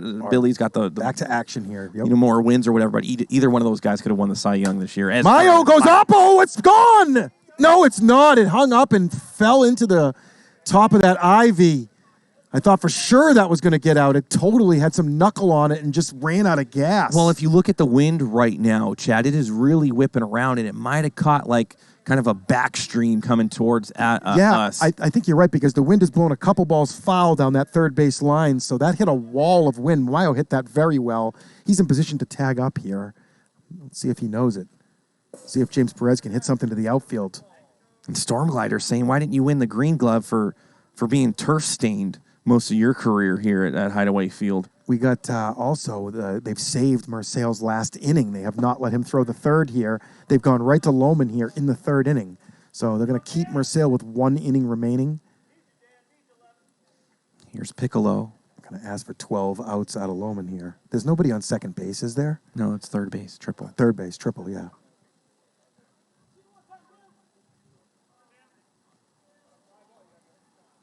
That's Dan Pickering. He hit a 3-run home run to win game 1. He's on the mound here right now for his Warbirds, trying to help his own cause. He's got Mayo on third and 1 out. That's a fly ball. Let's see if we get a tag play. Davila's under it. Davila's got it. Mayo fakes, goes right to the line. Merciel cuts. It's a good thing Mayo didn't go. He would have been gunned down with ease, my man. Yeah, Davila does a good job of transitioning that back to the infield quickly.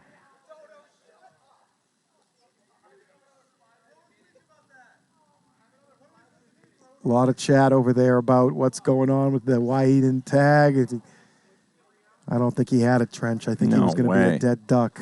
He would have been halfway through. Yeah, Marcel's got quick hands, and he would have transitioned that to the backstop in a hurry. And there's Light Up Firefly singing the songs of the Warbirds as she's been doing. Hey, we could make a new rule on those sack flies, too. I was thinking about this, that the ball does have to hit the backstop in the air. You cannot roll it in there because that would create more sack fly situations, and that would cost that one that would have done it because Nick hit Marcel in the air at a cutoff, and that's what would have to be done. Cutoff man gets in position, and that would force more tag attempts. Let's do it. Move the base back maybe 3 feet or something on this new field. The infield's going to be a little bigger, so it will be a little bit further distance you have to cover on basically the same size outfield, I'm thinking. So forcing that ball to hit the backstop in the air could be a fun little change. Oh, a nasty floater by Kyle Lohman. Fills the count 3-2. 2 outs here, bottom of the third. The Warbirds still threatening. They'd love to get one more, if not 2. Roller. It's coming back. They better be careful because it's too late if it comes back now. He's not going to be able to pick that up and make the play. So there's only so long you can wait as an infielder. Got to have that clock in your head. Man. Lohman bailed out by the top of that zone. The teeniest tink you can see here. Let's take a look at the Rio, and it just catches that back corner of the top bar, and Lohman works through the third inning. We're halfway home, 3-1 Owls. Sheesh, what a great pitch by Lohman right there to have confidence to throw in an enormous swing pitch in that slurve to hit that outside bar. Just disgusting. Top of the fourth, Owls on top 3-1. Are we going to see a game, a deciding game number 3, Chad? I think we may. I think we may right now. Tough to say. Warbirds don't have Mayo really to pitch this game, and they're already down. And Night Owls, Lohman has been saved for this spot to pitch. Yeah. Looked really good last night. Did give up a 2-run bomb to Dodos in game 1, so he's going to have to deal with that monster at some point in a spot, no doubt. But we'll see if the Night Owls can give him a little leeway so he doesn't have to sweat Dodos just as much. Yeah, lots of action left here in game number 2. 3-1 Owls, very attainable to catch back up.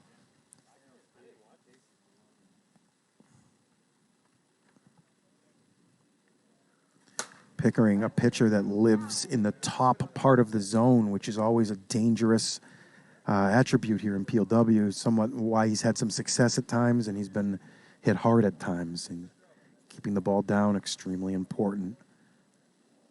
And there's another one up in the zone. That's really close to hitting that pan, though. Yes, that's a good pitch. And when you're going to be up in the zone, it's got to be up like that. And it's difficult for the hitter to handle. You can't just leave it kind of up in the middle, top of that zone, as Zoe fighting off pitches at his chest here continuously. Pickering needs something where he can get down. Got to change eye levels and change speed, something a little quicker. 55 to the bottom here would be effective. He tries, but doesn't really have that pitch perfected. There's going to be so much more action in this game that is coming up because of the pitching switches and everything that might happen. Yes. Be ready at short. Dodos. Nope, he sneaks it over. You could feel that one coming. KJ, nice hard throw home. And love to see KJ playing third down there. Yeah, I feel like the Warbirds feel like they're in a good position. Round 2, best in the booth. GK Trent, GK and J-Lo's husband, GK and Chad, GK Gannon, GK and Tanik. And it looks like GK and Trent are running away currently with this one. Marcel gets it inside on him enough that he can't fend it off with any type of conviction. Flares it back to the mound, bringing up Logan Christie here.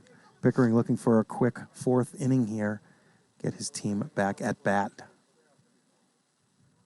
Logan has been swinging through pitches all night. Trench, I'm not sure.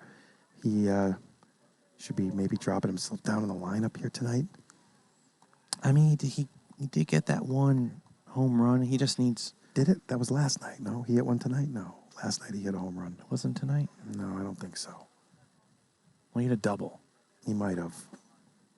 But sometimes you just need somebody to get that 1 or 2 hits to really get going. You know, this is a decent matchup against Pickering for him. He definitely struggled with Mile last game. I know he struck out 3 times, and I don't know what his 4th plate appearance he did. Oh, my God. Disgustingness right there. Pickering with a great 4th inning there. 3 outs. Watch this. Oh, my God. I mean, we could barely hear that one. It was going only 40 miles an hour about, and it went all the way across the face of the strike zone, found that bottom corner. Beautiful. We're going to see Lohman again on the mound going into the bottom of the 4th, and it's coming down to crunch time for both these teams. I want to thank everybody for staying tuned to Premier League WIFFLE. 20 weeks. Go over some of those numbers again, GK. Look at that. By the numbers. Read that. 4 seasons, 20 weeks of wiffle ball. We've played every single weekday and one Saturday. We've played 135 days of games, 284 games played over those days, 328 hours, with an average of about 400 viewers on every minute it's been running, Trench. That's every minute it's been running. We've had 400 Look at viewers. this, 3,800 subscriptions, 20,000 follows. Unique viewers, 95. Chat messages, 250,000. Live views, almost 400,000. And 7.75 million minutes watched. I think we topped out at about 1,150 viewers at one point one night earlier in the season. At one time, yeah. We need TikTok to get on over so they could see all our graphics we put up as Buck flies out, pop up to Kyle Lohman. And you could hear Buck not happy with that at all as Jim Dodo's up to bat. Don't forget to sign that petition trying to get us over onto ESPN. And that's something that we'll have in our archive for a minute as we move on to bigger and better things. Imagine if we started that in season 4, beginning pitch. Oof, good pitch, 55. And the fans are going wild after those graphics because they know that they're a part of it. We have our own stats, Chad, playing wiffle ball. Well, the fans have theirs. These guys, the Storm Gliders and Duke and Sparent, all the other ones, they're part of that 7.7 million. 1-2 pitch, Lohman to Dodos. Dodos hits one hard. Marcel, quick reaction time. Lohman jumps on it, has enough time, throws it, and Dodos defends it, which was probably not the move. Really good play by Sean Marcel. Give that man a gold glove. I'm still so mad with how we vote for gold gloves, Trench. It is the thing I am the most bitter with in this league. I am disgusted at how we give out gold gloves. It's not how it's done. You don't get them wrong and guess and let people randomly put their 2 cents in. You get down to the nitty-gritty. You get down to guys like Sean Marcel, who has just been electric this season. And last season, Sean Marcel received the gold glove and had no business getting one. In his rookie season, had a really tough start, a really tough go, picked it up at the end of the season, but this season he certainly earned one. So I guess he's got one gold glove, which he deserves. Wrong season totally. Wish we'd just get him right instead. There you go. There's some people that voted for Sean. Yeah, he was insane. We gave out 3 gold gloves to shortstops, and none of the 3, in my opinion, should have got one. And Sean should have got one. Alex Fernandez, insane in the field this season. Kyle Etter, insane in the field. David Harley Jr. was insane in the field. James Perez looking at a 1-2 pitch from Kyle Lohman. Oh, man. You really have to be aware of that outside slurve because it's coming back at any moment. Bang. Wow, Lohman. He had locked it in for these play down games last night, Trench. He's picked up right where he's left off tonight. Last night, the Night Owls won game 1, but lost games 2 and 3. It's been a theme the second half of Premier League Wiffle Season 4. How many times a team has come out and won game 1 and then lost the series? I can't believe how many times it happened. I think we were at like 40%, 45% of that exact scenario happening down here. Happened last night. Night Owls hope it happens again tonight. Chad, is there a... Hollywood, you got robbed also. Sorry, Trench. Hollywood, you got robbed also. That's my 8 gold gloves. I voted for 8. You were my 8th. Can you remember... well, then how should the gold gloves be done? We'll get to that in a moment. But before you get into how the gold gloves should be done, do you remember a specific time during season 4, like a moment that you remember the most? I mean, without bringing up my games. Yes, I mean, I don't want to hear well, about I you. mean, that's, of course. I mean, but I remember a lot of my the games that happened. I will bring up one from my game that was fantastic. Go. Week 1, Bruce Hewson hit a ball down the first baseline in a 2-2 game that was fair foul, and it was our one sideline saw 100% foul, one sideline 100% fair. Bruce was given that home run after a long debate, and the Lightning won that game, and that was a fun moment. Let me see if I can think of... All right, I'll match you with one then. I'll just remember one moment that I was in that is etched into my brain after this at-bat. It's Lohman. It's Pickering. A little slider, early breaking slider, we're going to call that. Just misses the outside bar. Lohman takes. Lohman led the league with 41 walks here in Season 4, defending his walk title from Season 3. One of the best eyes in the league.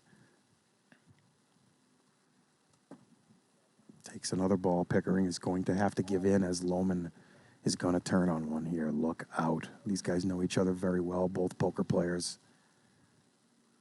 That's a hanger, kind of. Lohman just out in front a little bit. He has been that way the last couple of nights. If he could wait an extra little click here, he's going to have some success, I think.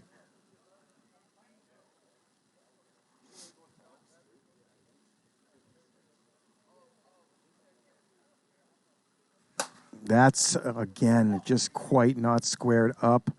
The mighty Dodos camps under it, catches it. You ready for my moment Yep. that I remember?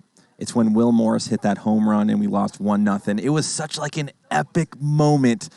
Bottom of the seventh, it was Will great. Morris, complete game shutout, walk-off bomb. He just looked so cool right after he hit that, and it was just like a no-doubter, and it was such a hard-fought game, and not that of course, you didn't want to lose right there, but it was just such an epic moment for premier players. I was that was my one and only night up on the container this season, Trench. I've been up there twice actually, but I spent the whole night up on the container that night, and yep, I remember that one.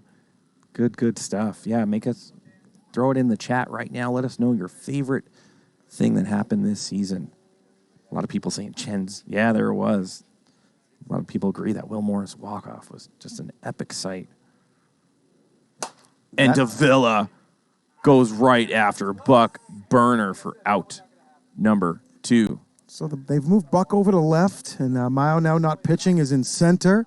James Perez is able to come into second base, and Dodos and LaCroix on the left side. Pretty strong defense here for the Warbirds.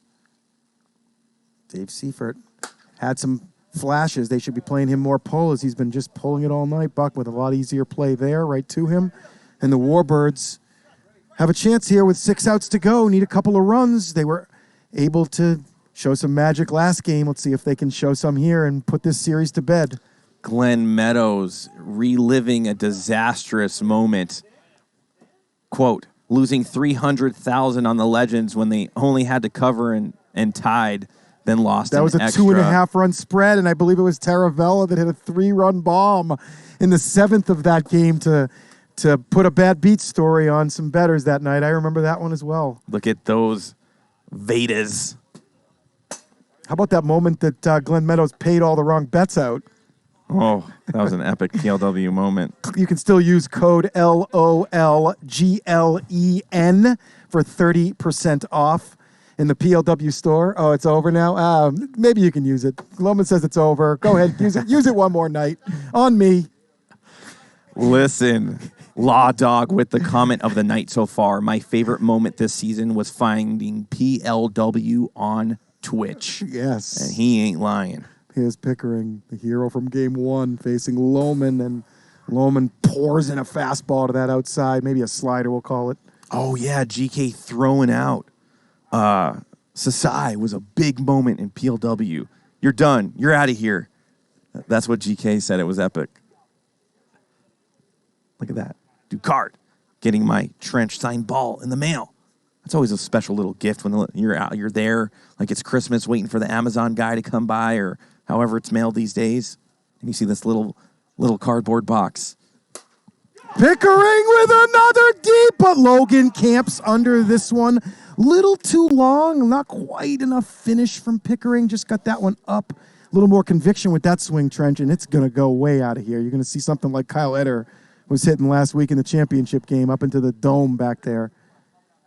Pickering coming around, though. Not a lot of reps for him. Still some work to do. KJ hits one hard, but Davila right under that one, and 4 outs to go for Loman to force this rubber match. Yeah, the ball's not really carrying right now, so you got to put some extra mustard on that dog. All 5 defenders on the left side against Burner. They give him the opposite field single here, and Buck not looking to go opposite field with that swing as Loman gets up in the count 0-2. Buck hits it right where they're at. Good defensive positioning. Loman bobbles, picks it up, and chucks it over the backstop. It's going to bring up Dodos and the tying run here. Exactly what the Night Owls didn't want. They had Dodos set to lead off the 6th, where he couldn't do any damage. But now they got some decisions to make. A walk is in play here. Yeah, what do you got, Trench? Man, I probably got to get past Dodos, get the walk, and you can't let the person that could hurt you. Wow, everything just comes to a head here in Premier League Wiffle. He's not going to... You're going to see nothing going after Dodos right here. Dodos might, jump out of the box or something and try to swing on one. I don't see any good pitches coming here. Nah, This is going to be the intentional version of the walk. So we were talking about it, we were alluding to it a little bit earlier, that when you get jumpy down there and you're fighting that clock, it's very easy to airmail one because you're not squared up. It's amazing how history continues to repeat itself as Lohman throws 3 consecutive balls to Dodos. I think the intentional walk should be in order here, but he's going to throw Dodos is another going to pitch. jump out of his shoes to try to make contact. No, Yeah, Lohman makes sure. As that's going to put runners on first and second with Brandon Mayo up to bat. Is Marcel done pitching? No, he has 1 inning remaining. 1 inning remaining. He has 1 inning remaining. He only threw the first and second here. He threw 6 innings last game. Here's Mayo. He hit one off the 102 sign in right center earlier in this game, and he takes a swing at a hard-breaking down slider from Lohman and falls down 0-2. Lohman throws slider after slider after slider. All different variations. And there's a harder one. Mayo pokes it into right. It's going to score a run, an unearned run for sure. Move Dodos to third on the clean right side single. Warbirds are 1 base away from tying this back up. It's James Perez, the guy we highlighted it before this series started. Trench, your guy. Why don't you take this at bat? James Perez goes right side. That's probably going to go foul. As Dave can't get there, but now Lohman up with an 0-2 count. He could work a couple different pitches, maybe throw an off-speed pitch right there, get him to roll over. Let's see if James could stand tall. He does, and he hits it to the right side, and it goes fair to the wall, and it scores 2 runs. And the Warbirds have taken the lead in the bottom of the 5th inning with my boy James Perez, who I was talking about before the game started. Wow, Trench and the WIFFLE gods fly around Hideaway Field. They are extremely angry here in the 5th inning as the Warbirds were looking to go 1-2-3. You're going to see Mayo now come in. We are going to see Mayo come in and throw this last inning. Kyle Lohman had a 1-2-3 inning, but a little bobble and a high throw have changed fates out here once again in Premier League WIFFLE. And that's going to give him up 1 more run as Dan Piccolo is making himself known. That's his 2nd hit in his career. Both big hits. That's a monster insurance run. And the fact that Dodos was looming was so big, Trench. That when you have that kind of aura surrounding you like Jim Dodos, it makes you do different things on the opposite end, and it's really kind of they just got him. Jumped up and bit them. Look at that. Love it. Wow, just wow, equals Jew-wow. That's exactly what I'm all about up here. James Perez, an incredible moment for him. I gave Trench the moment. I passed the mic over to Trench for that at bat. It was his boy, and it worked for him. KJ fighting off pitches here. KJ and Lohman, good friends. We started the Avocado League together back 2 years ago, along with Maddie Levine from this team who is absent here tonight. 3-2 count. And that's going to walk out Lohman. That's going to bring in Marcel probably to get his last inning, no? Probably. Well, it doesn't make any sense to bring him in now because they're going to need him to throw the bottom of the 6th. They're going to need him for the next inning. They don't have the lead yet, and wasting Marcel for 1 out here is not necessarily the best strategy because Dave is going to then have to throw the 6th. So let's see if Dave can get the 1 out, and then if they can make some magic happen in the top of the 6th, they'll have Marcel to throw. Nope. Oh, they are going to use Marcel for that 1 out. I mean, I think they need it. You got to stay within striking distance. You know, Dave he could go walk. You never know. Yeah, you're right. I don't know if I'm right. We're going to see. I guess there's no right here, no right or wrong. A tough decision. It's Buck and Dodos due up here, so I don't know. We'll see what happens here. Chad Phillips and Trench Pacone here closing out the wee hours here of the Premier Warbirds League are trying to make it so we don't see a 3rd game, and they really came up clutch right here in the bottom of the 5th. An unbelievable effort by the Warbirds. And Kyle was dealing too and just kind of got roughed up a couple hits in a row. 1 error, man. That's all it was. That was a 1-2-3 inning he had there, and There's already two outs right there. Two outs, and that ball back to him with nobody on, and they couldn't. It went back to somebody else. It rolled to him, and no, it was off of him, right? He knocked it down a line drive. Was it 5-1?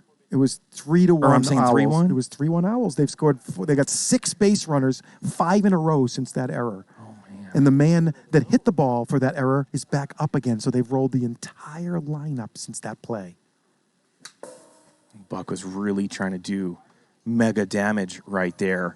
But yeah, this game is not over yet, as we're going to have to see the top of the 6th. Buck should be fighting to get on base anyway here so we can see one more of the great dodos. And that's going to be a liner. Logan with a great play on a hard sinking liner out there. Damage done. 4 unearned runs come across as the Wiffle gods come brace Hideaway Fields with their presence one final time. Probably we'll see if the Warbirds, who have been known to draw the Wiffle gods themselves this season. No Mayo right here. No Mayo. It's okay. I don't hate it. They got him ready to go if they need him, of course. Well, don't you need him right here? Yeah, but if you bring him in and he gets in trouble, then who do you go to maybe? So I don't hate the philosophy of letting Dan go until he puts one guy on base maybe, or... I'm surprised there's no Mayo. You're right, Trent. You got a good reason to question this. You don't have Jake Purdy finishing out the game? Yeah, I do. Yes, you do. Yes, I do. If I took the ball to the mound right now, Bruce would tackle me and pull me off the field. You'd go to Purdy right here. What's he saying? I don't know. Trench is questioning it. Yeah. It's Trench. It's not me. I'm questioning. I'm supporting it. I supported it. And the War Chicken's not happy. He's not happy. He's believing in his man. It's good to see him intense down there. I love it. Hey, I've supported this. I gave some reason for it. All right. Well, then I apologize to you, Trench. It's on you. Okay. Well, better work out for you. Trench says he's given his heart to the season. He's given his heart there today. He hit the 3-run home run to get away one. He just had a big single to extend this lead. He's the one that came in and stopped the Night Owls from scoring runs here in Game 2 to give them a chance. He's believing in his guys right now. The Piccolo. Warfield showing his colors out here tonight. He's had a lot of scrutiny this season. He's had a lot of spotlight on himself even tonight. Remember, he was involved in the Bat Pretzel Gate. Bat Pretzel Gate. Pretzel Bat. 1-2 pitch, Pickering to zone. He sneaks it past him. 1 out. Dan Pickering looking to be tonight's hero. Here we go. He was a star back in the Avocado League. Didn't really develop from there. Left town for about 10 months. Came back a little cold into a very hot league, and it's taken him some time to develop into the player we're watching here tonight. You could see the Warbirds want to win this so bad. And remember, prior to the broadcast and yesterday when I was talking to Cody Runnels, the War Chicken wants to stick it to the Night Owls. Nick and Chris have not been best friends this season. It's no mystery out here to the league. The two of them have disagreed on many, many rules, questions, chats. Dan falls behind Marcel 2-1. Good pitch, but comes in 56. As I said, that Mayo was a good matchup for Marcel, being the low ball hitter that he is. Dan is the high ball pitcher, so Marcel does have a little hole up there in the top of the zone, I feel sometimes, but now in command of this count, 3-1. Let's see what his approach is. They need a base runner. They have a base runner. It's so tense out there right now. Even the people on the container barely are making any sorts of moves, man. Is it time for Mayo yet? Not yet. 1 walk. The War Chicken is sticking with his man. He does have a 1-game series lead and a little bit of leverage here to work with, as Logan usually can handle the high pitches. He hit a high one out last night over that container. Pickering has got to work on keeping the ball away from Logan here. Tries to go away, but kind of slings across his body too much. And he's down 2-1. He's thrown 6 straight balls right now, Trench. Man, both these games have just come down to the wire.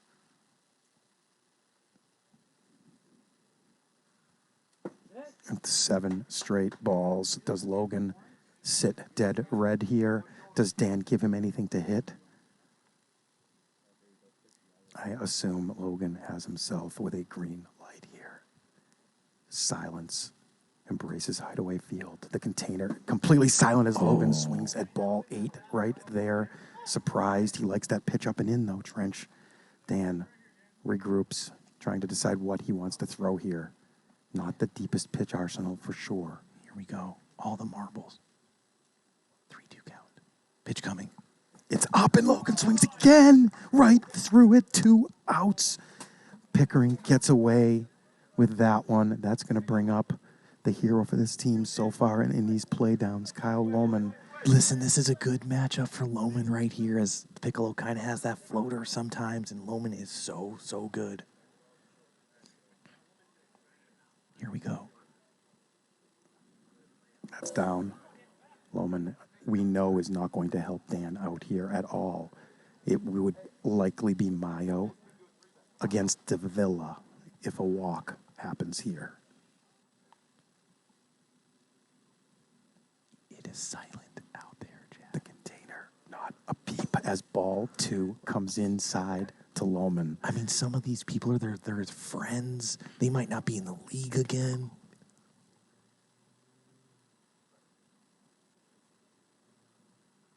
Lohman turns on this one, but he's been out in front kind of a little bit for the last, 15 or so at bats. A little early. Pickering doesn't have electric stuff on the speed. He doesn't get away with his angles and mixing up the slower speeds. 2-2. Warbirds 1 strike away. Lohman up the middle, keeps this game alive, and moves the walk, go-ahead run to the plate up here. right now, Chad. Davila. Is it Mayo time yet? I don't know. He's sticking with his guy. Remember, the War Chicken and Nick Davila have been going at it all year, and now Nick Davila up. I wouldn't be surprised if Chicken puts himself in. He's like, do you want to win this game? Do you want it? He's sticking with his man. And look at this. A mega matchup.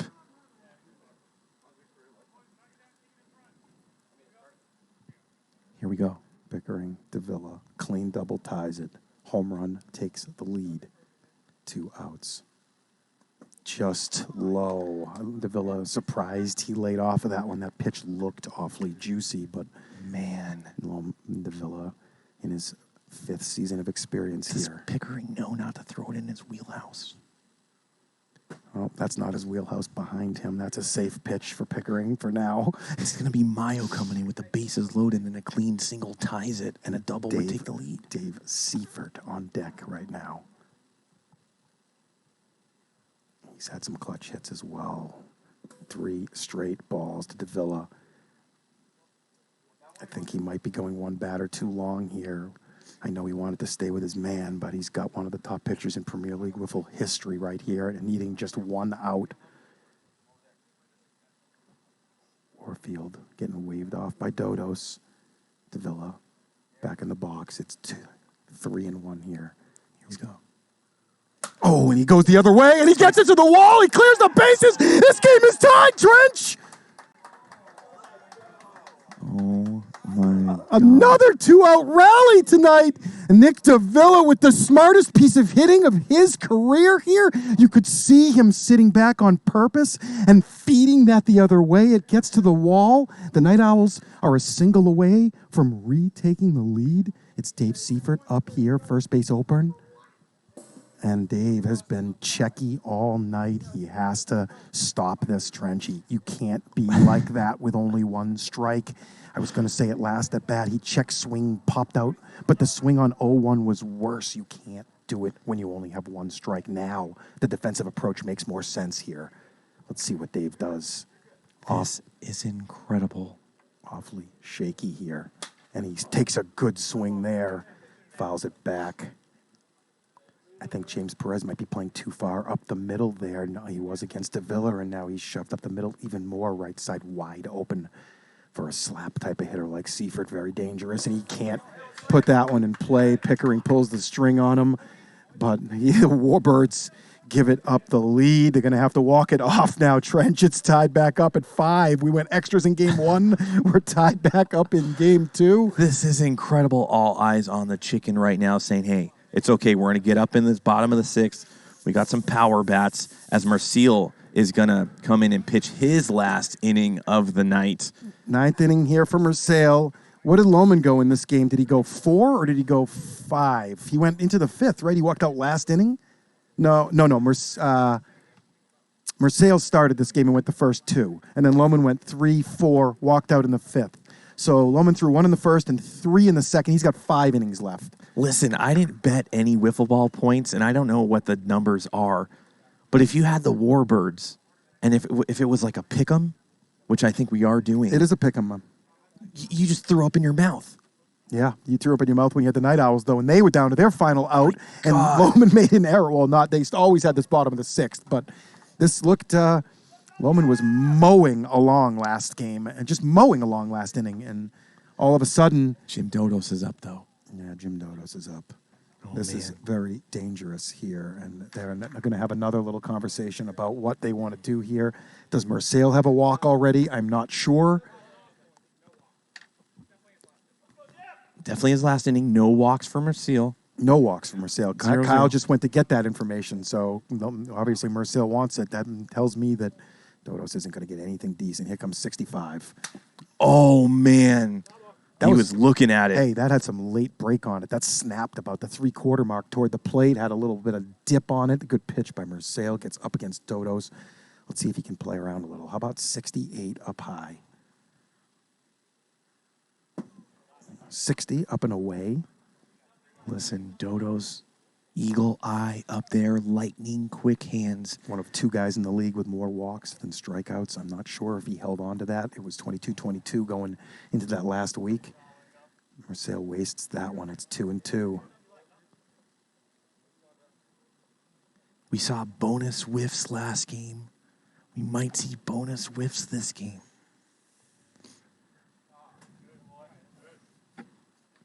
Well, I guess we have no curfew tonight because this is the last games here, so they can't. We'll just play until 1 in the morning, and they can kick us out after it. That's going to do it for Dodos. Early walk by Marcel. They're going to have to go to probably Dave, right? Or did he walk out this game? Did he pitch? I believe Dave is available. Yeah, they'll probably go to Dave as Brandon Mayo up to bat right now. Dodo's on first, takes a walk. I'm going to say Marcel's not going to walk anybody else. This is going to come down to the Night Owls defense right now. They go to no doubles right away. Logan might be too far over and right, but Mayo did hit a ball off of that wall earlier in the game for a triple. That was a good layoff by Mayo right there. Mayo a little out in front of that one. That's a good job by Marcel, keeping that inside, a little tantalizing curveball that he just can't stay back on long enough to keep it fair. Marcel's got to stay within himself there. He can't try and change his mechanics up to do different things. You see a little bit of a change there. He's got to stay with his stuff. Forget that Mayo's even up there. That's a much better pitch by more compact. He stayed inside that one. Listen, it's good to see Sean up there on the mound in one of his, the most intense game he's ever been in. Floats one in. Mayo a little out in front. It's going to hit a tree, and it does hit a tree branch up there as it was getting blown out of play. We're approaching 500 viewers TikTok. You have to get on over to see what we're doing on Twitch in this intense game. Bottom of the 6th. Mayo hits one hard. Hits one deep. It's gone! No way! Mayo walks it off! Brandon Mayo became a father this season. Walked it off for the Warbirds. He's so ecstatic right now. They're going to avoid going into that relegation series. Oh, man, Chad, unbelievable. Oh, my gosh. Mayo hit a riser there. He is such a home run hitter. You always have to be careful with Brandon Mayo, that Dodos-Mayo combination in the 2-3 hole. Too much for the Night Owls to overcome tonight. But they were game, a lot more game than I thought they might be. They take both games right to the wire. Warbirds just a little too much here. Guys like Dan Pickering and James Perez really stepped up tonight to carry these Warbirds and give them enough so guys like Dodos and Mayo could take care of these and win these games for these Warbirds. And the Night Owls will be okay. They got Stein. They got Dalby. That Challengers Tournament, no sweat on them. I mean, how fitting Mayo gets traded from the Night Owls, becomes a Warbird, and sends the Night Owls into the underworld we call relegation. Good job for the Warbirds. I mean, we have to talk to Mayo, no? Or we're going to have to do a poll? Final interview poll. Mayo, Pickering. Of course. We already talked to Pickering, though, after the first game, so I don't think it's got to be the guy that's I don't think we should do a walked it up. second interview with the same guy. Look, he says it's me. It's me. He picked himself. I like that. Brandon Mayo, can you hear us? You were traded earlier in the season from the Night Owls to the Warbirds. You guys close it out in that game number 2. You're deemed the hero with that walk-off home run. Take us through that game 3 when the War Chicken, decided to stick with Dan Piccolo right there and not bring in you to close it out. You know, so historically, I feel like I have just blown games late like that. And these guys have hit me so good. I've given up so many home runs to them since they've traded me. But, I mean, I've got a lot of confidence in Dan. He was feeling it. He's got the hot hand at the plate and on the mound, so why not roll with it? You never want to take the ball out of some guy's hand. It's doing good. So what did you see on that last pitch there? You worked a lot of deep at-bats tonight. You did see a lot of pitches. Did you think that was going to go out off the bat? I didn't think it was going to go out, but it kind of took off halfway out in the air. And kind of got a second life there and rose up. No, I didn't think it was going to go. Honestly, I was swinging hard in case I hit it. Just kept talking to myself, telling myself one time. Just do something one time. So game 1, you had that lead going into the last inning, and you went back out there, and what happened there? You couldn't hang on. See what I mean? Historically blow it late in the game. It happens. I kind of feel you, Brandon. You have been so strong, the first 5 innings, and then when the game's on the line, maybe you're not that closer. Maybe you're more of the horse of the team, and it's good to show a different look, and you played awesome tonight, man. Thank you. I appreciate it. You know, it was good. Good way to go out here at Hideaway Field. Love it. That's Brandon Mayo, everyone. We're going to talk to Chris, the War Chicken Warfield, right now, the owner, manager, player of the Warbirds. And Chad, take this one away, as I know you got some stuff to talk to Warbird about. Why did you throw balls at me in the booth? What's going on with that? Dude, it's been a long 2 years, boys. It's been... I wouldn't trade the experience for the world, but it's been a long 2 years, and I think that just attests to the environment we have here, you know? We joke around, we give each other a hard time, but at the end of the day, we're playing wiffle ball in a backyard, boys. Like, how can you beat this? Like, in what world can you get better than this? I want to talk about Dan Piccolo Pickering right now. In game 1, he puts up a 3-run home run. He's hitting the balls. He's pitching well. Obviously, you were super confident with Dan Pickering tonight. I mean, you can't get rid of the Warbirds in relegation, boys. We've been here now 3 times, and it doesn't matter who it is. You sure it's not 4 times? No, it's 3, bud. We made the playoffs last year. I'm just kidding. You beat us, I know. I know. We've been here 3 times. You can't get rid of us. Somebody steps up. I couldn't be happier for Dan. That's the reason I don't have my voice right now, is I lost it, and I thought I was going to faint on home base because I was screaming so hard for Dan. I mean, I think it was his first career PLW home run. So that's a big moment for the guy. I mean, it couldn't have come at a better time. At that spot, unbelievable. I think it triumphs me, Chad, for season 1. It's close, man. Trench was speechless up here. He didn't even speak for like 5 minutes up here. He's just staring at the field. And what a couple of games to watch, to get us out of here. Unbelievable effort by your whole team tonight. Stepping up for guys like Patricus who couldn't make it here tonight. And it's great to see you the Warbirds hang on. What about facing the Night Owls, War Chicken? How competitive of a team are they? Man, I'm not going to lie. We've been waiting for this since they beat our ass. All right, they crushed us in the 6 consecutive games we played against them. They owned us, right? They owned the rights to the Warbirds after that series, and we were ready. You know, we were kind of hoping things would shake out the way they did, and there was a little bit of a scare last night late in the series, but we were watching closely, and once we saw the Night Owls came through, we're like, we want these guys. I was talking to Cody Runnels earlier yesterday, and he said that you, him, and a couple other people went golfing, and you were ready for the Night Owls, and, quote, we're going to stick it to them. Is that what you said, War Chicken? 100%. Yeah, there's been back and forth battles with these guys all year long. I mean, there's 3 former Warbirds over there. You know, Logan Christie, Sean Merciel, Dave Seifert, right? All guys played for me at least a season. We got Mayo, we got Matty Levine, right? So there's some inter-team rivalries. Certainly a lot, yes. Like, you got long-term Night Owls over there. Brandon Mayo was a Night Owl for 3 years. Yep. Right? Matty Levine started his first ever PLW game as a Night Owl and just got traded. I honestly think he was like the short stick in that deal. I think he was the leadoff hitter for them in season 0. When they started. He was the Calico season 0 guy. guy's a beast. I couldn't be more thrilled to have him on my team. You know, I think we built a great group of guys.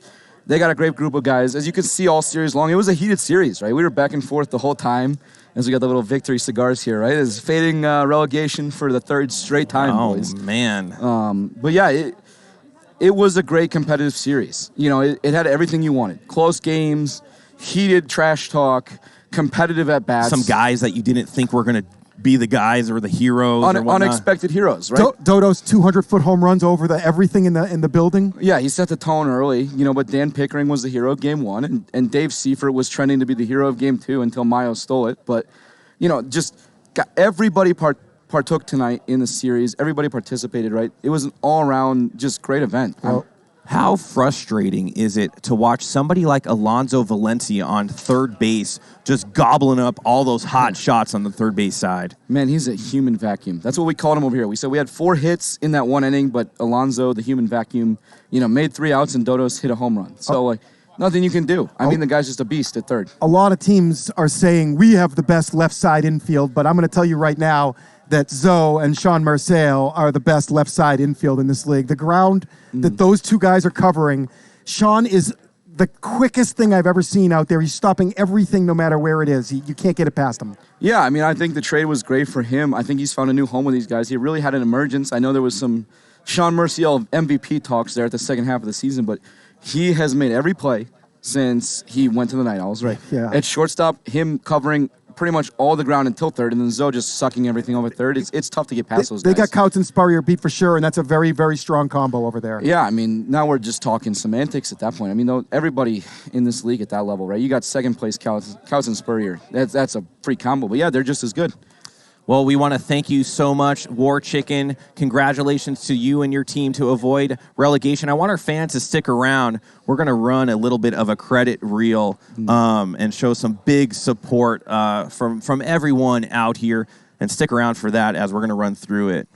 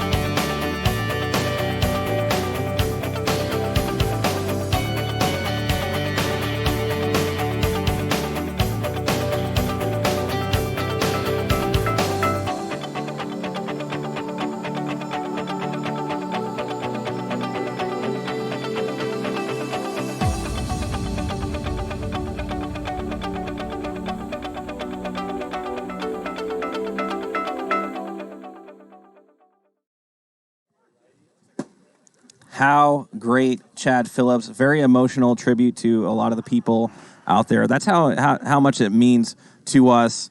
This is going to be our final broadcast here at Hideaway Field.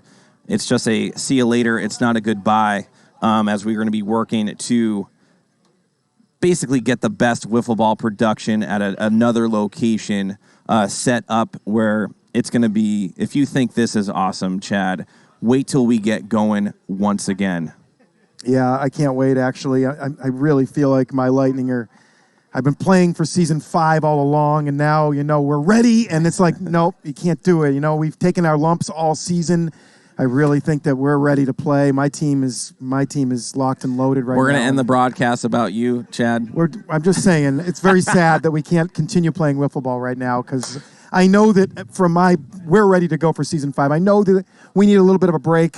But too bad we can't light this back up, hopefully, early August. We need the break, Chad. We got a lot of good things coming.